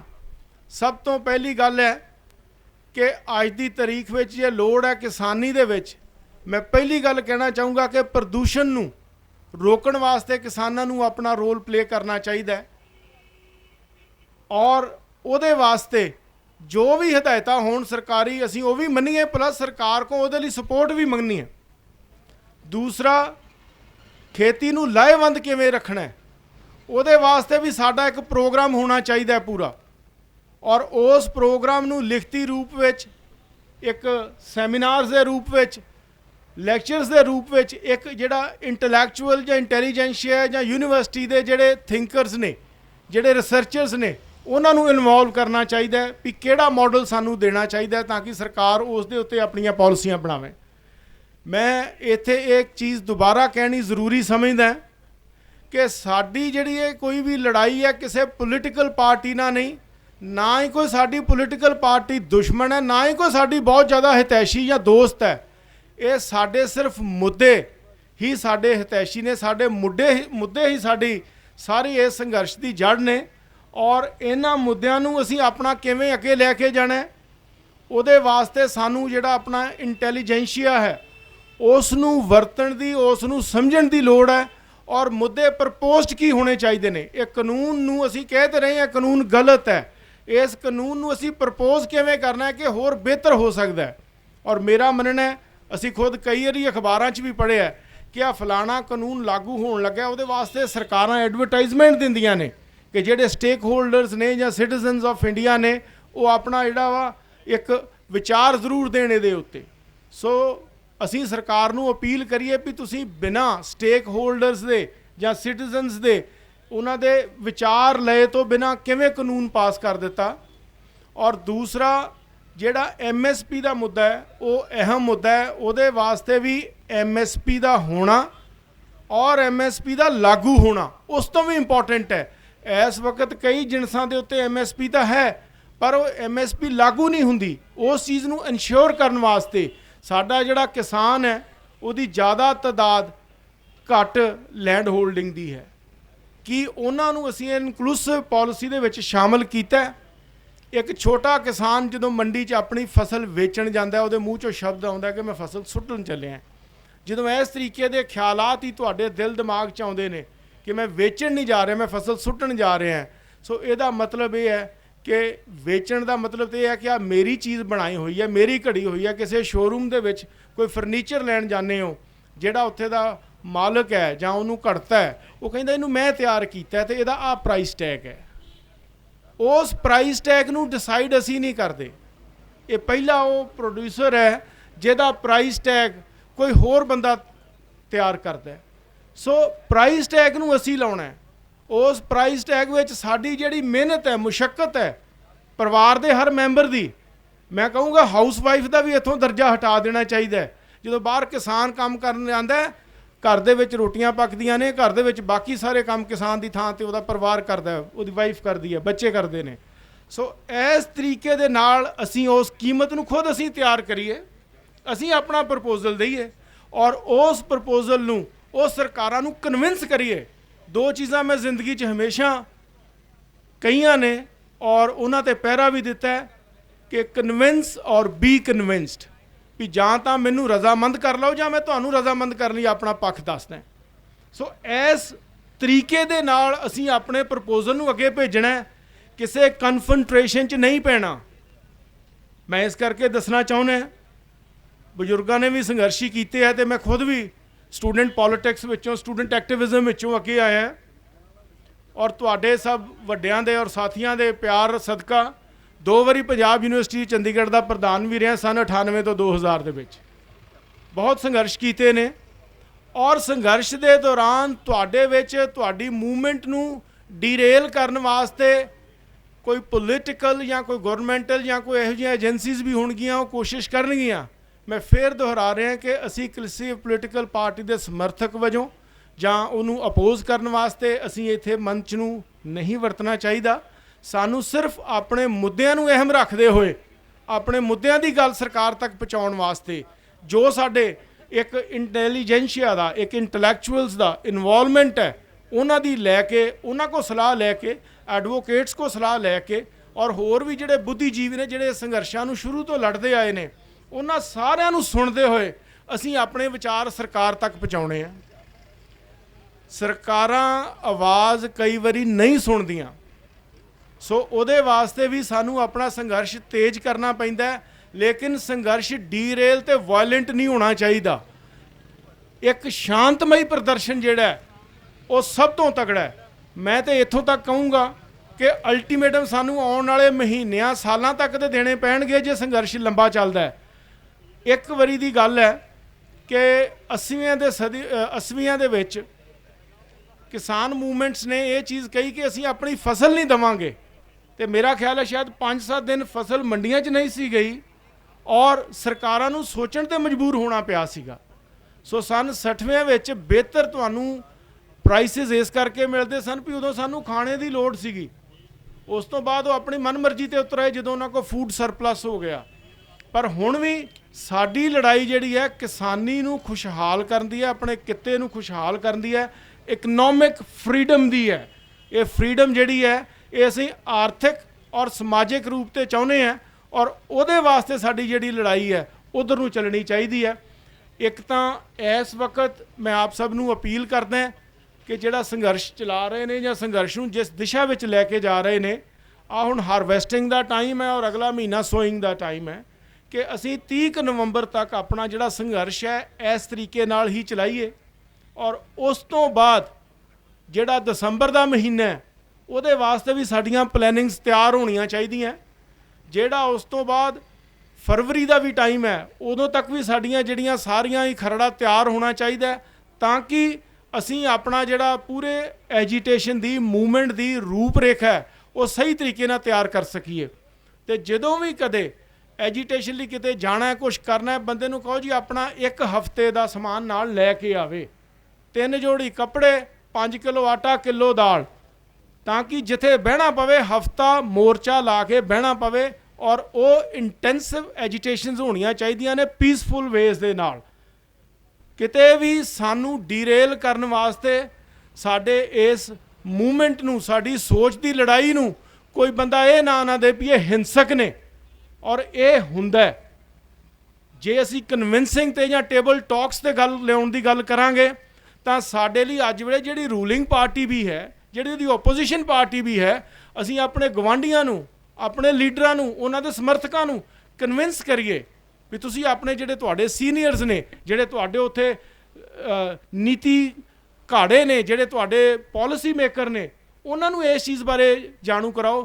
ਕੀ ਕਦੀ ਇਸ ਤਰ੍ਹਾਂ ਹੋਇਆ? ਇੱਕ ਵਕੀਲ ਹੋਣ ਦੇ ਨਾਤੇ ਮੈਂ ਸਿਰਫ ਇੰਨੀ ਗੱਲ ਕਹੂੰਗਾ ਕਿ ਤੁਹਾਡੇ ਕੋਲ ਇੱਕ ਡੈਮੋਕ੍ਰੈਟਿਕ ਸੈਟਅਪ ਦੇ ਵਿੱਚ ਜਿਹੜੀ ਜੁਡੀਸ਼ਰੀ ਹੈ ਉਹ ਸਭ ਤੋਂ ਅਹਿਮ ਆਸਪੈਕਟ ਹੈ। ਮੇਰਾ ਖਿਆਲ ਹੈ ਅੱਜ ਜੁਡੀਸ਼ਰੀ ਮਾਈਨਸ ਕਰ ਦਿਓ, ਸਾਡਾ ਦੇਸ਼ ਅਫਗਾਨਿਸਤਾਨ ਬਣ ਲੱਗਿਆ ਦਿਨ ਨਹੀਂ ਲੱਗਣੇ, ਘੰਟੇ ਲੱਗਣੇ ਆ। ਸੋ ਜੁਡੀਸ਼ਰੀ ਦਾ ਰੋਲ ਬਹੁਤ ਅਹਿਮ ਹੈ ਔਰ ਸਾਡਾ ਜਿਹੜਾ ਜੁਡੀਸ਼ੀਅਲ ਰਾਈਟ ਹੈ ਉਸ ਨੂੰ ਵਿੱਚੋਂ ਇਹ ਕਿਵੇਂ ਮਾਈਨਸ ਕਰ ਸਕਦੇ ਨੇ ਕਿ ਉਹਦੇ ਵਿੱਚ ਕੀ ਅਸੀਂ ਜਿਹੜਾ ਇਹਨਾਂ ਦੀ ਐਗਜ਼ੈਕਟਿਵ ਪਰਸਨਸ ਨੇ ਜਿਹਦੇ 'ਚ SDM DC ਹੈ ਉਹਨਾਂ ਕੋਲ ਸਾਡੇ ਕੇਸ ਲੱਗਣਗੇ? ਨਹੀਂ। ਇੱਕ ਇੰਡੀਪੈਂਡੈਂਟ ਜਿਹੜਾ ਸਾਡਾ ਪਿਲਰ ਹੈ ਜੁਡੀਸ਼ਰੀ ਦਾ, ਸਾਡਾ ਕੋਈ ਵੀ ਮਸਲਾ ਕਿਸੇ ਵੀ ਤਰੀਕੇ ਦੀ ਸਾਨੂੰ ਇਸ ਐਕਟ ਦੇ ਵਿੱਚ ਪ੍ਰਾਵਧਾਨ ਹੋਣਾ ਚਾਹੀਦਾ ਕਿ ਕੋਈ ਵੀ ਮਸਲਾ ਜਿਹਦੇ 'ਚ ਮੈਂ ਸਹਿਮਤ ਨਹੀਂ, ਮੈਂ ਕੋਰਟ ਦਾ ਦਰਵਾਜ਼ਾ ਖੜਕਾ ਸਕਾਂ। ਮੇਰਾ ਵਿਸ਼ਵਾਸ ਕੋਰਟ 'ਚ ਹੈ, ਕਿਉਂਕਿ ਇੱਕ ਨੀਤੀ ਘੜਦਾ ਉਹੀ ਗਵਰਨਮੈਂਟ ਹੈ, ਇੱਕ ਨੀਤੀ ਨੂੰ ਅਪਲਾਈ ਕਰਦਾ ਉਹ ਗਵਰਨਮੈਂਟ ਦਾ EMPLOYEE ਹੈ। ਸੋ ਪ੍ਰਿੰਸੀਪਲ ਆਫ ਨੈਚੁਰਲ ਜਸਟਿਸ ਬੜਾ ਸਿੰਪਲ ਤੇ ਸਿੱਧਾ ਹੈ ਕਿ ਸਾਨੂੰ ਉੱਥੋਂ ਨਿਆਂ ਦੀ ਆਸ ਨਹੀਂ। ਸੋ ਇਸ ਤਰੀਕੇ ਨਾਲ ਮੈਂ 1-2 ਪੁਆਇੰਟ ਹੀ ਤੁਹਾਨੂੰ, ਜਿਵੇਂ MSP ਤੇ ਜੁਡੀਸ਼ਰੀ ਦੀ ਗੱਲ ਕੀਤੀ ਹੈ, ਕਿ ਇਹ ਤੇ ਮੈਂ ਇੱਕ ਬੜਾ ਛੋਟਾ ਬੇਸਮਝ ਵਾਲਾ ਤੁਹਾਡਾ ਸਾਥੀ ਹਾਂ। ਜਿਹੜੇ ਅੱਛੇ ਇਕਨੋਮਿਸਟ ਨੇ, ਅੱਛੇ ਜਿਹੜੇ ਆਪਣੇ ਜੁਡੀਸ਼ੀਅਲ ਪਰਸਨਸ ਨੇ, ਜਿਹੜੇ ਪੰਜਾਬ ਨਾਲ, ਹਿੰਦੁਸਤਾਨ ਦੀ ਸੋਚ ਜਿਹੜੀ ਖੇਤੀ ਨਾਲ ਜੁੜੀ ਹੋਈ ਹੈ ਉਹਦੇ ਨਾਲ ਆਪਣਾ ਉਹ ਸਹਿਮਤੀ ਰੱਖਦੇ ਨੇ, ਉਹਨਾਂ ਦੇ ਹੱਕ ਵਿੱਚ ਨੇ, ਉਹਨਾਂ ਨੂੰ ਬਿਠਾ ਕੇ ਉਹਨਾਂ ਦੇ ਵਿਚਾਰ ਸੁਣੋ, ਉਹਨਾਂ ਨੂੰ ਕਹੋ ਵੀ ਸਾਨੂੰ ਪ੍ਰਪੋਜ਼ ਕਰਕੇ ਦਿਓ ਕਿ ਆਹ ਉਹਨਾਂ ਨੇ ਦਿੱਤਾ ਹੈ, ਅਸੀਂ ਇਹਦੇ 'ਚ ਅਮੈਂਡਮੈਂਟ ਮਾਰ ਕੇ ਕਰਾ ਕੇ ਕੀ ਕਰਾਉਣਾ ਚਾਹੁੰਦੇ ਹਾਂ ਜਿਹੜਾ ਸਾਡੇ ਹੱਕ ਵਿੱਚ ਹੋਵੇ।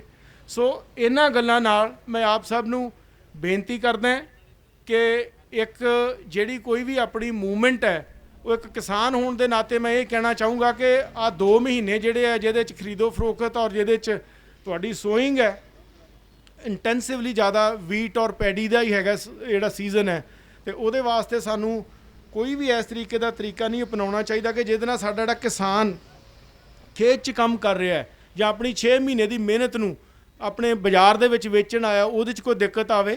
ਤੇ ਜਦੋਂ ਕਣਕ ਬੀਜੀ ਜਾਂਦੀ ਹੈ, ਦਸੰਬਰ ਦਾ ਪਹਿਲਾ ਹਫ਼ਤਾ ਹੋ ਜਾਂਦਾ ਹੈ, ਉਦੋਂ ਕਿਸਾਨ ਥੋੜ੍ਹਾ ਰਿਲੈਕਸ ਹੋ ਜਾਂਦਾ ਹੈ ਗੰਨੇ ਵਾਲਿਆਂ ਨੂੰ ਛੱਡ ਕੇ, ਤੇ ਅਸੀਂ ਉਦੋਂ ਹੋਰ ਆਪਣੀ ਮੂਵਮੈਂਟ ਨੂੰ ਤੇਜ਼ ਕਰ ਸਕਦੇ ਹਾਂ। ਸੋ ਇਹਨਾਂ ਗੱਲਾਂ ਦੇ ਨਾਲ ਅੱਜ ਜਿਹੜੀ ਇਹ ਮੈਂ ਤਾਂ ਕਹੂੰਗਾ ਇੱਕ ਪਾਣੀਪਤ ਦੀ ਲੜਾਈ ਹੈ, ਉਹਨੇ ਹਿੰਦੁਸਤਾਨ ਦਾ ਇਤਿਹਾਸ ਸਿਰਜਿਆ ਸੀ, ਤੇ ਇੱਕ ਆਹ ਸ਼ੰਭੂ ਬਾਰਡਰ ਦੀ ਲੜਾਈ ਹੈ, ਇਹਨੇ ਵੀ ਆਉਣ ਵਾਲੇ ਸਮੇਂ ਦੇ ਵਿੱਚ ਕਿਸਾਨੀ ਦੇ ਨਾਲ ਜੁੜੇ ਮਜ਼ਦੂਰਾਂ ਦਾ ਔਰ ਮਜ਼ਦੂਰੀ ਦਾ ਇੱਕ ਅੱਛਾ ਇਤਿਹਾਸ ਰਚਣਾ, ਕਿਉਂਕਿ ਅਸੀਂ ਸਰਕਾਰ ਨੂੰ ਲਾਜਵਾਬ ਕਰ ਦੇਣਾ, ਅਸੀਂ ਉਹਨਾਂ ਨੂੰ ਇਹ ਕਹਿ ਦੇਣਾ ਕਿ ਤੁਹਾਡੀ ਆਹ ਪਾਲਿਸੀ ਗਲਤ ਹੈ ਔਰ ਇਸ ਤਰੀਕੇ ਕਰਕੇ ਗਲਤ ਹੈ। ਜਿੰਨਾ ਚਿਰ ਤੁਸੀਂ ਅਮੈਂਡ ਨਹੀਂ ਕਰਦੇ, ਸਾਡੇ ਜਿਹੜੇ ਨੈਤਿਕ ਹੱਕ ਨੇ, ਫੰਡਾਮੈਂਟਲ ਰਾਈਟ ਨੇ ਸਾਡੇ, ਉਹ ਤੁਸੀਂ ਸਾਨੂੰ ਨਹੀਂ ਦਿੰਦੇ, ਅਸੀਂ ਆਪਣਾ ਸੰਘਰਸ਼ ਜਾਰੀ ਰੱਖਾਂਗੇ। ਇਹਨਾਂ ਸ਼ਬਦਾਂ ਨਾਲ ਮੈਂ ਆਪ ਸਭ ਕੋ ਮਾਫੀ ਮੰਗਦਾ ਹਾਂ। ਕਿਸੇ ਨੂੰ ਕੋਈ ਵੱਧ ਘੱਟ ਕੋਈ ਗੱਲ ਮੇਰੇ ਵਾਲੀ ਠੀਕ ਨਾ ਲੱਗੀ ਹੋਵੇ, ਦਿਲ ਨੂੰ ਕਈ ਛੂਈ ਹੋਵੇ, ਮੈਂ ਉਹਦੇ ਲਈ ਵੀ ਮਾਫੀ ਚਾਹੁੰਦਾ। ਔਰ ਇੱਕ ਵਾਰ ਫਿਰ ਮਜ਼ਦੂਰ ਕਿਸਾਨ ਏਕਤਾ ਜ਼ਿੰਦਾਬਾਦ। ਬਾਜਵਾ ਸਾਹਿਬ ਨੇ ਬੜੀਆਂ ਉਹ ਗੱਲਾਂ ਤੁਹਾਡੇ ਨਾਲ ਕੀਤੀਆਂ ਜਿਹੜੀਆਂ ਵਕਾਲਤ ਤੋਂ ਹਟ ਕੇ ਵੀ, ਔਰ ਇੱਕ ਰੰਧਾਵਾ ਸਾਹਿਬ ਨੇ ਜਿਹੜੀਆਂ ਵਕਾਲਤ ਤੋਂ ਹਟ ਕੇ ਵੀ ਗੱਲਾਂ ਇੱਕ ਐਜ਼ ਏ ਕਿਸਾਨ ਹੁੰਦੀਆਂ।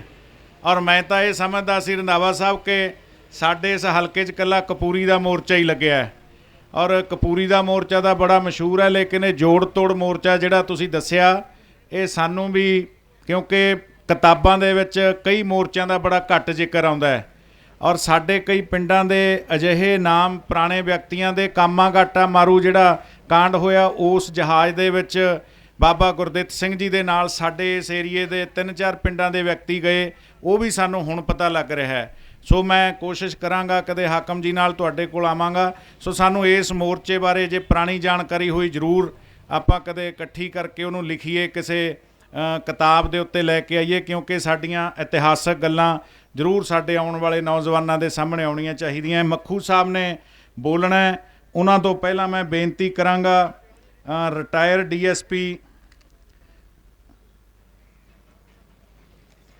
ਡੀਐਸਪੀ ਬਖਸ਼ੀਸ਼ ਸਿੰਘ ਜੀ ਨੂੰ, ਜਿਹੜੇ ਕਾਫੀ ਲੋਕ ਹਿੱਤਾਂ ਦੇ ਬਾਰੇ ਜਾਣੇ ਜਾਂਦੇ ਸੀ, ਜੀਰਕਪੁਰ ਤੋਂ ਆਏ हैं। ਉਹਨਾਂ ਨੇ ਸੀਮਤ ਸਮੇਂ ਦੇ ਵਿੱਚ ਆਪਣੀ ਕੁੰਜੀਬੱਧ ਭਾਸ਼ਣ ਕਰਨਾ ਹੈ, ਔਰ ਮੈਂ ਇਹ ਤਾਂ ਬੜੇ ਸਿਆਣੇ ਔਰ ਸੁਲਝੇ ਹੋਏ ਇਨਸਾਨ ਨੇ, ਔਰ ਹੁਣ ਤੋਂ ਪਹਿਲਾਂ ਜਿੰਨੇ ਵੀ ਬੁਲਾਰੇ ਬੋਲ ਕੇ ਗਏ ਆ ਉਹਨਾਂ ਨੇ ਕੇਵਲ ਖੇਤੀ ਆਰਡੀਨੈਂਸ ਜਾਂ ਸਾਡੀ ਹੋਂਦ ਦੇ ਉੱਤੇ ਜਿਹੜਾ ਖਤਰਾ ਹੈ ਉਹਦੇ ਉੱਤੇ ਹੀ ਗੱਲ ਕੀਤੀ ਹੈ। ਮੈਂ ਸੰਗਤ ਨੂੰ ਵੀ ਬੇਨਤੀ ਕਰਾਂਗਾ ਕਿ ਲੰਗਰ ਛਕ ਕੇ ਸਜਣ ਦੀ ਕਿਰਪਾਲਤਾ ਕਰੋ। ਇਹ ਤੋਂ ਬਾਅਦ ਹਰਪ੍ਰੀਤ ਸਿੰਘ ਜੀ ਮੱਖੂ ਸਾਹਿਬ ਨੇ, ਫਿਰ 1-2 ਬੁਲਾਰਿਆਂ ਨੇ ਹੋਰ ਬੋਲਣਾ ਹੈ। ਸਾਡੀ ਭੈਣ ਬੈਠੀ ਹੈ ਸਮੁੰਦਰੀ ਸਾਹਿਬ, ਉਹਨਾਂ ਦੇ ਪਰਿਵਾਰ 'ਚੋਂ, ਔਰ ਉਹ ਤੋਂ ਬਾਅਦ ਦੀਪ ਸਿੱਧੂ ਜੀ ਨੇ ਬੋਲਣਾ ਹੈ, ਔਰ ਜਿੰਨੇ ਵੀ ਬੁਲਾਰੇ ਆਏ ਆ ਉਹਨਾਂ ਨੇ ਪੰਜਾਬ ਦੀ ਗੱਲ ਕਰਨੀ ਹੈ, ਪੰਜਾਬ ਦੇ ਉਜਵਲ ਭਵਿੱਖ ਦੀ ਗੱਲ ਕਰਨੀ ਹੈ। ਸਾਰਿਆਂ ਨੂੰ ਬੇਨਤੀ ਹੈ ਸੰਗਤ ਨੂੰ ਕਿ ਸਾਰੇ ਬੁਲਾਰਿਆਂ ਦੀ ਗੱਲ ਸੁਣ ਕੇ ਫਿਰ ਆਪਾਂ ਨੇ ਜਾਣਾ ਹੈ। ਆਓ ਜੀ ਡੀਐਸਪੀ ਸਾਹਿਬ। ਮੇਰੇ ਕਿਸਾਨ ਵੀਰੋ, ਵਾਹਿਗੁਰੂ ਜੀ ਕਾ ਖਾਲਸਾ, ਸ੍ਰੀ ਵਾਹਿਗੁਰੂ ਜੀ ਕੀ ਫਤਿਹ। ਹੁਣੇ ਹੀ ਸਾਡੇ ਵਕੀਲ ਸਾਹਿਬ ਨਵਕਿਰਨ ਜੀ ਬੜਾ ਸੋਹਣਾ ਤੁਹਾਨੂੰ ਦੱਸ ਕੇ ਗਏ ਨੇ ਜੋ ਅਸਲੀਅਤ ਹੈਗੀ ਸੀ ਵੀ ਕੀ ਕਰਨਾ ਚਾਹੀਦਾ ਸਾਨੂੰ ਤੇ ਕੀ ਅਸੀਂ ਕਰ ਰਹੇ ਹਾਂ। ਔਰ ਅਸੀਂ ਰੋਜ਼ ਟੀਵੀ ਤੇ ਸੋਸ਼ਲ ਮੀਡੀਆ ਤੇ ਵੇਖਦੇ ਹਾਂ ਕਿ ਜੇ ਸੁਖਬੀਰ ਸੁੱਖੇ ਨੇ ਰੈਲੀ ਕੱਢੀ ਤਾਂ ਵੀ ਜ਼ਿਮੀਂਦਾਰ, ਜੇ ਕੈਪਟਨ ਅਮਰਿੰਦਰ ਨੇ ਰੈਲੀ ਕੱਢੀ ਰਾਹੁਲ ਨੂੰ ਦਿਖਾਉਣ ਵਾਸਤੇ ਤਾਂ ਵੀ ਜ਼ਿਮੀਂਦਾਰ ਦਾ ਟਰੈਕਟਰ ਦੇ ਜ਼ਿਮੀਂਦਾਰ ਵਰਤਿਆ ਗਿਆ। ਜੇ ਬੀਜੇਪੀ ਨੇ ਉੱਪਰਲੀ ਗੌਰਮੈਂਟ ਨੂੰ ਖੁਸ਼ਕਾਰ ਕਰਨ ਵਾਸਤੇ ਦਿਖਾਇਆ ਗਿਆ ਤੇ ਉਹਦੇ ਵਿੱਚ ਵੀ ਟਰੈਕਟਰ ਤੇ ਜ਼ਿਮੀਂਦਾਰ। ਜੇ ਸਾਰੇ ਬੰਨੇ ਜ਼ਿਮੀਂਦਾਰ, ਇਹ ਸਾਰਾ ਇੱਕ ਸਾਡੇ ਇਸ ਪ੍ਰੋਗਰਾਮ ਨੂੰ ਸਾਬੋਟਾਈਜ਼ ਕਰਨ ਵਾਸਤੇ ਕੀਤਾ ਗਿਆ। ਸਾਨੂੰ ਜ਼ਿਮੀਂਦਾਰਾਂ ਨੂੰ ਵੰਡਿਆ ਗਿਆ। ਕਾਰਨ ਕੀ ਆ ਵੰਡਣ ਦਾ? ਕਿ ਅੱਜ ਅਸੀਂ ਗੁਰੂ ਗੋਬਿੰਦ ਸਿੰਘ ਨੂੰ ਛੱਡ ਗਏ ਹਾਂ। ਸਾਡੇ ਨਾਲ ਗੁਰੂ ਗੋਬਿੰਦ ਸਿੰਘ ਨਹੀਂ ਹੈ। ਅਸੀਂ ਕਿਹੜੇ ਬੰਨੇ ਤੁਰ ਪਏ ਹਾਂ? ਦਾਤ ਪਿਆਰੀ ਜਾਣ ਕੇ ਵਿਸਰਿਓ ਦਾਤਾਰ। ਅਸੀਂ ਦਾਤਾਂ ਨੂੰ, ਕੁਰਸੀਆਂ ਨੂੰ, ਚੇਅਰਮੈਨੀਆਂ ਨੂੰ, ਇਹਨਾਂ ਦੇ ਮਗਰ ਭੱਜ ਗਏ ਹਾਂ ਤੇ ਅਸੀਂ ਜਿਹੜੇ ਆ ਗੁਰੂ ਨੂੰ ਛੱਡ ਗਏ ਹਾਂ, ਜਿਸ ਕਰਕੇ ਅੱਜ ਸਾਡਾ ਕਿਸਾਨ ਸੜਕਾਂ 'ਤੇ ਬੈਠਾ ਹੋਇਆ ਹੈ। ਕਿਉਂਕਿ ਗੁਰੂ ਗੋਬਿੰਦ ਸਿੰਘ ਤੋਂ ਬਿਨਾਂ ਜਿੰਨੇ ਮਰਜ਼ੀ ਸੰਘਰਸ਼ ਕਰ ਲਓ, ਜਿੰਨੇ ਮਰਜ਼ੀ ਜ਼ੋਰ ਲਾ ਲਓ, ਨਹੀਂ ਸਫਲ ਹੋਣਗੇ ਜਦ ਤੱਕ ਗੁਰੂ ਕਿਰਪਾ ਨਹੀਂ ਕਰੇਗਾ, ਗੁਰੂ ਨਾਲ ਮਿਹਰ ਨਹੀਂ ਕਰੇਗਾ ਤੁਹਾਡੇ ਤੇ। ਦੇਖੋ ਹੁਣ ਅਸੀਂ ਕਿੰਨੇ ਗੁਲਾਮ ਹੋ ਚੁੱਕੇ ਹਾਂ। ਇੱਕ ਦਿੱਲੀ ਤੋਂ ਕਾਲ ਆ ਜਾਂਦੀ ਹੈ ਸੁੱਖੇ ਅਮਲੀ ਦੀ ਕਿ ਕੱਲ੍ਹ 1 ਲੱਖ ਦਾ ਇਕੱਠ ਕਰਨਾ ਹੈ, ਤੇ ਅਸੀਂ ਇੱਦਾਂ ਭੱਜ ਕੇ ਜਾਂਦੇ ਹਾਂ ਜਿਵੇਂ ਤੇ ਗੁਲਾਮ ਹੁੰਦੇ ਹਾਂ। ਕਿਉਂ? ਮਹਾਰਾਜ ਨੇ ਫਰਮਾਇਆ ਨਾਮ ਨਾ ਜਪੇ ਤੇ ਸਭ ਦਾ ਮੁਹਤਾਜ, ਕਿ ਨਾਮ ਨਹੀਂ ਜਪੋਗੇ ਤੇ ਤੁਹਾਨੂੰ ਹਰ ਇੱਕ ਦੇ ਗੁਲਾਮੀ ਕਰਨੀ ਪਈ, ਕਿ ਜੋ ਅਸੀਂ ਅੱਜ ਕਰ ਰਹੇ ਹਾਂ। ਕਦੀ ਰਾਹੁਲ ਆ ਰਿਹਾ ਤੇ ਤਾਂ ਦਿੱਤੀ ਜਾਂਦੀ ਆ। ਉਹ ਜਿਹੜਾ ਸਾਡਾ ਮੁੱਖ ਮੰਤਰੀ ਕਿਸੇ ਨੂੰ ਮਿਲਦਾ ਨਹੀਂ, ਲਾਹਨਤ ਆ ਜੇ ਜ਼ਿਮੀਂਦਾਰਾਂ ਉਹਨਾਂ ਨੂੰ ਜਿਹੜੇ ਦਿਨ ਰਾਤ ਟਰੈਕਟਰਾਂ ਜ਼ੋਰ ਲਾ ਕੇ ਮਗਰ ਭੱਜਦੇ ਆ ਤੇ ਭੱਜ ਕੇ ਵਿਖਾਉਂਦੇ, ਫੋਟੋਆਂ ਖਿਚਾਉਂਦੇ ਨੇ। ਇਹ ਸਾਡਾ ਧਰਮ ਰਹਿ ਗਿਆ, ਇਹ ਸਾਡੀ ਸਿੱਖੀ ਰਹਿ ਗਈ ਆ। ਓਏ ਇੰਨਾ ਤੁਸੀਂ ਤੋਂ ਬਾਈਬਲ ਕਲਾਕਾਂਡ 'ਚ ਨਹੀਂ ਭੱਜੇ।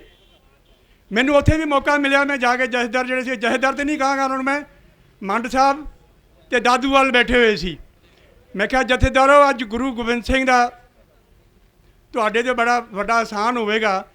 ਅੱਜ ਮੂਵਮੈਂਟ ਤੁਹਾਡੇ ਹੱਥ 'ਚ ਆ ਗਈ ਆ, ਕਿਤੇ ਗਲਤੀ ਕਰਕੇ ਵਿਕ ਨਾ ਜਾਇਆ ਜੇ। ਉੱਥੇ ਮੈਂ ਮਹਾਰਾਜ ਦੀ ਕਿਰਪਾ ਨਾਲੇ ਜਾਪ ਸਾਹਿਬ ਵੰਡਿਆ, ਨਾਲੇ ਉਹਨਾਂ ਨੂੰ ਮੈਂ ਬੇਨਤੀ ਕਰਕੇ ਆਇਆ, ਲੇਕਿਨ ਉਹੀ ਜਥੇਦਾਰ ਵਿਗੇ ਤੇ ਸਾਰਾ ਸਾਬੋਟੇਜ ਕਰਤਾ।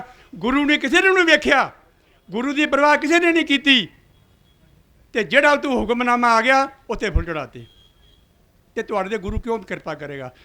ਉਹਨੇ 7 ਸਾਲ ਦੇ ਬੱਚੇ, 9 ਸਾਲ ਦੇ ਬੱਚੇ 7 ਪੁਸ਼ਤਾਂ ਵਾਰੀਆਂ ਤੁਹਾਡੇ ਤੋਂ ਕਿ ਮੇਰੀ ਆਉਣ ਵਾਲੀ ਔਲਾਦ ਖੁਸ਼ੀ ਰਹੇ। ਤੇ ਤੁਹਾਡੇ ਤੋਂ ਮੈਂ ਦੱਸਾਂ ਗੁਰੂਆਂ ਦੇ ਨਾਂ ਵੀ ਕੋਈ ਨਹੀਂ ਜਾਣਦਾ, ਪੰਜਾਂ ਪਿਆਰਿਆਂ ਦੇ ਨਾਂ ਵੀ ਕੋਈ ਨਹੀਂ ਜਾਣਦਾ, ਤੇ ਤੁਹਾਡੇ ਤੇ ਮਿਹਰ ਕਿਵੇਂ ਕਰੇਗਾ ਗੁਰੂ?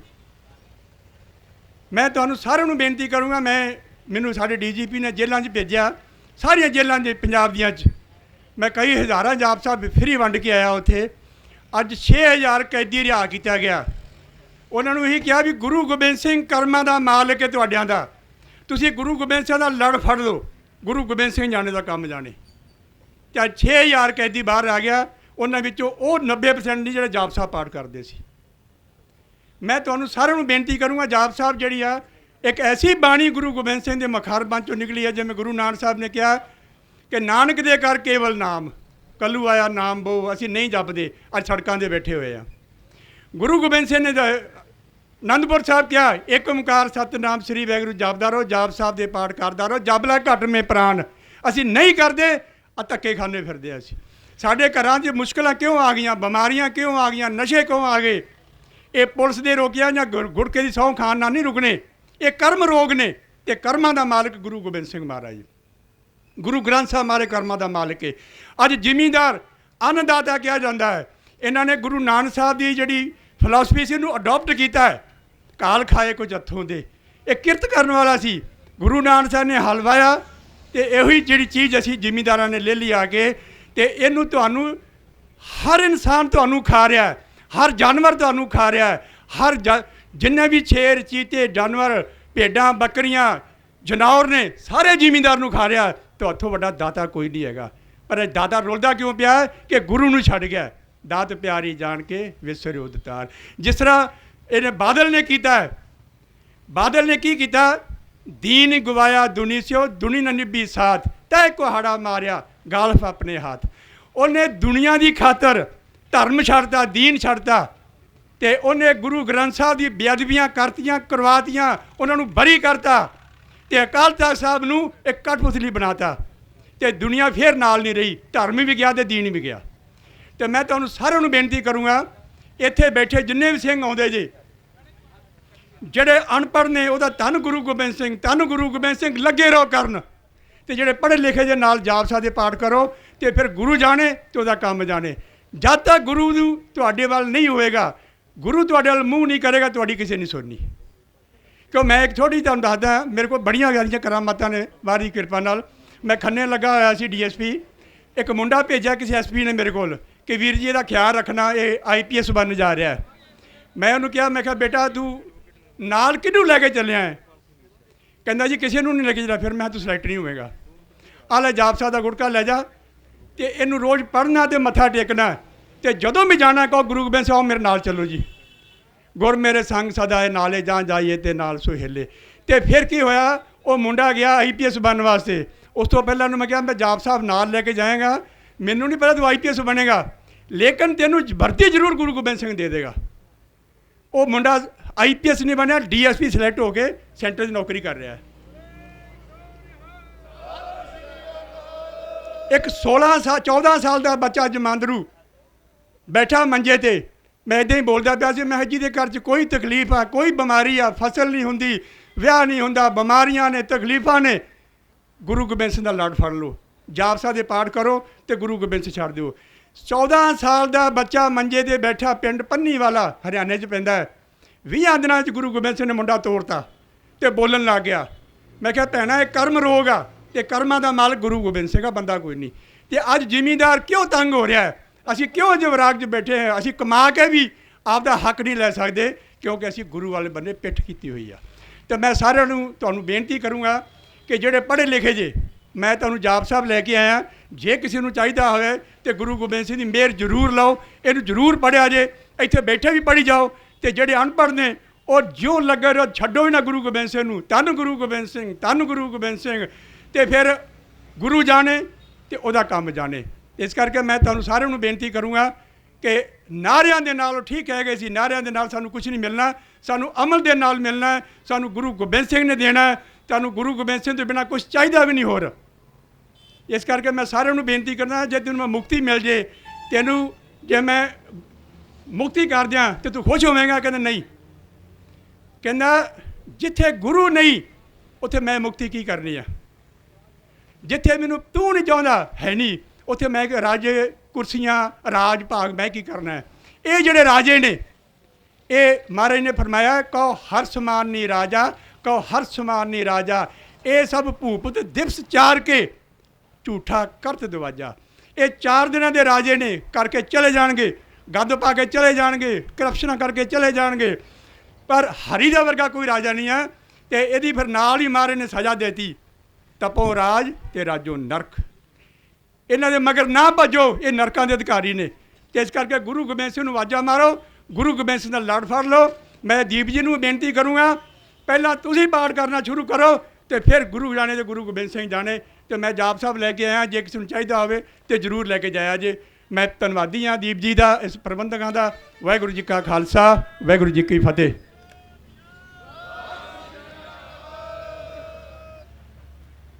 ਕੋਈ ਹਰੀ ਦੇ ਸਮਾਨ ਹੈ ਨਹੀਂ ਰਾਜਾ, ਝੂਠੇ ਰਾਜੇ 4 ਰੋਜ਼ ਦੇ।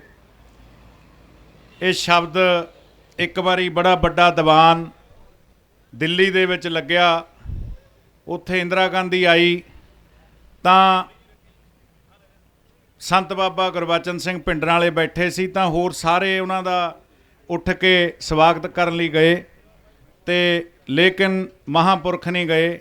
ਤਾਂ ਉਹਨਾਂ ਨੇ ਬਾਅਦ ਦੇ ਵਿੱਚ ਇਹ ਸ਼ਬਦ ਲਾਇਆ ਕਿ ਕੋਈ ਹਰੀ ਦੇ ਸਮਾਨ ਹੈ ਨਹੀਂ ਰਾਜਾ, ਝੂਠੇ ਰਾਜੇ 4 ਲੋਕ ਦੇ। ਲੇਕਿਨ ਅੱਜ ਇਹੀ ਝੂਠੇ ਰਾਜੇ, ਇਹ ਝੂਠੇ ਰਾਜੇ ਸਾਨੂੰ ਦੁਖੀ ਕਰ ਰਹੇ ਆ। ਇਹ ਗੁਰਬਾਣੀ ਹੈ, ਜਾਪ ਸਾਹਿਬ ਇਹਨੂੰ ਹੱਥ ਧੋ ਕੇ ਤੇ ਇਹਨੂੰ ਧਾਰਮਿਕ ਪ੍ਰਵਿਰਤੀ ਦੇ ਨਾਲ ਜ਼ਰੂਰ ਲਿਓ। ਸੋ ਮੈਂ ਬੇਨਤੀ, ਬੜੇ ਧੰਨਵਾਦੀ ਹਾਂ।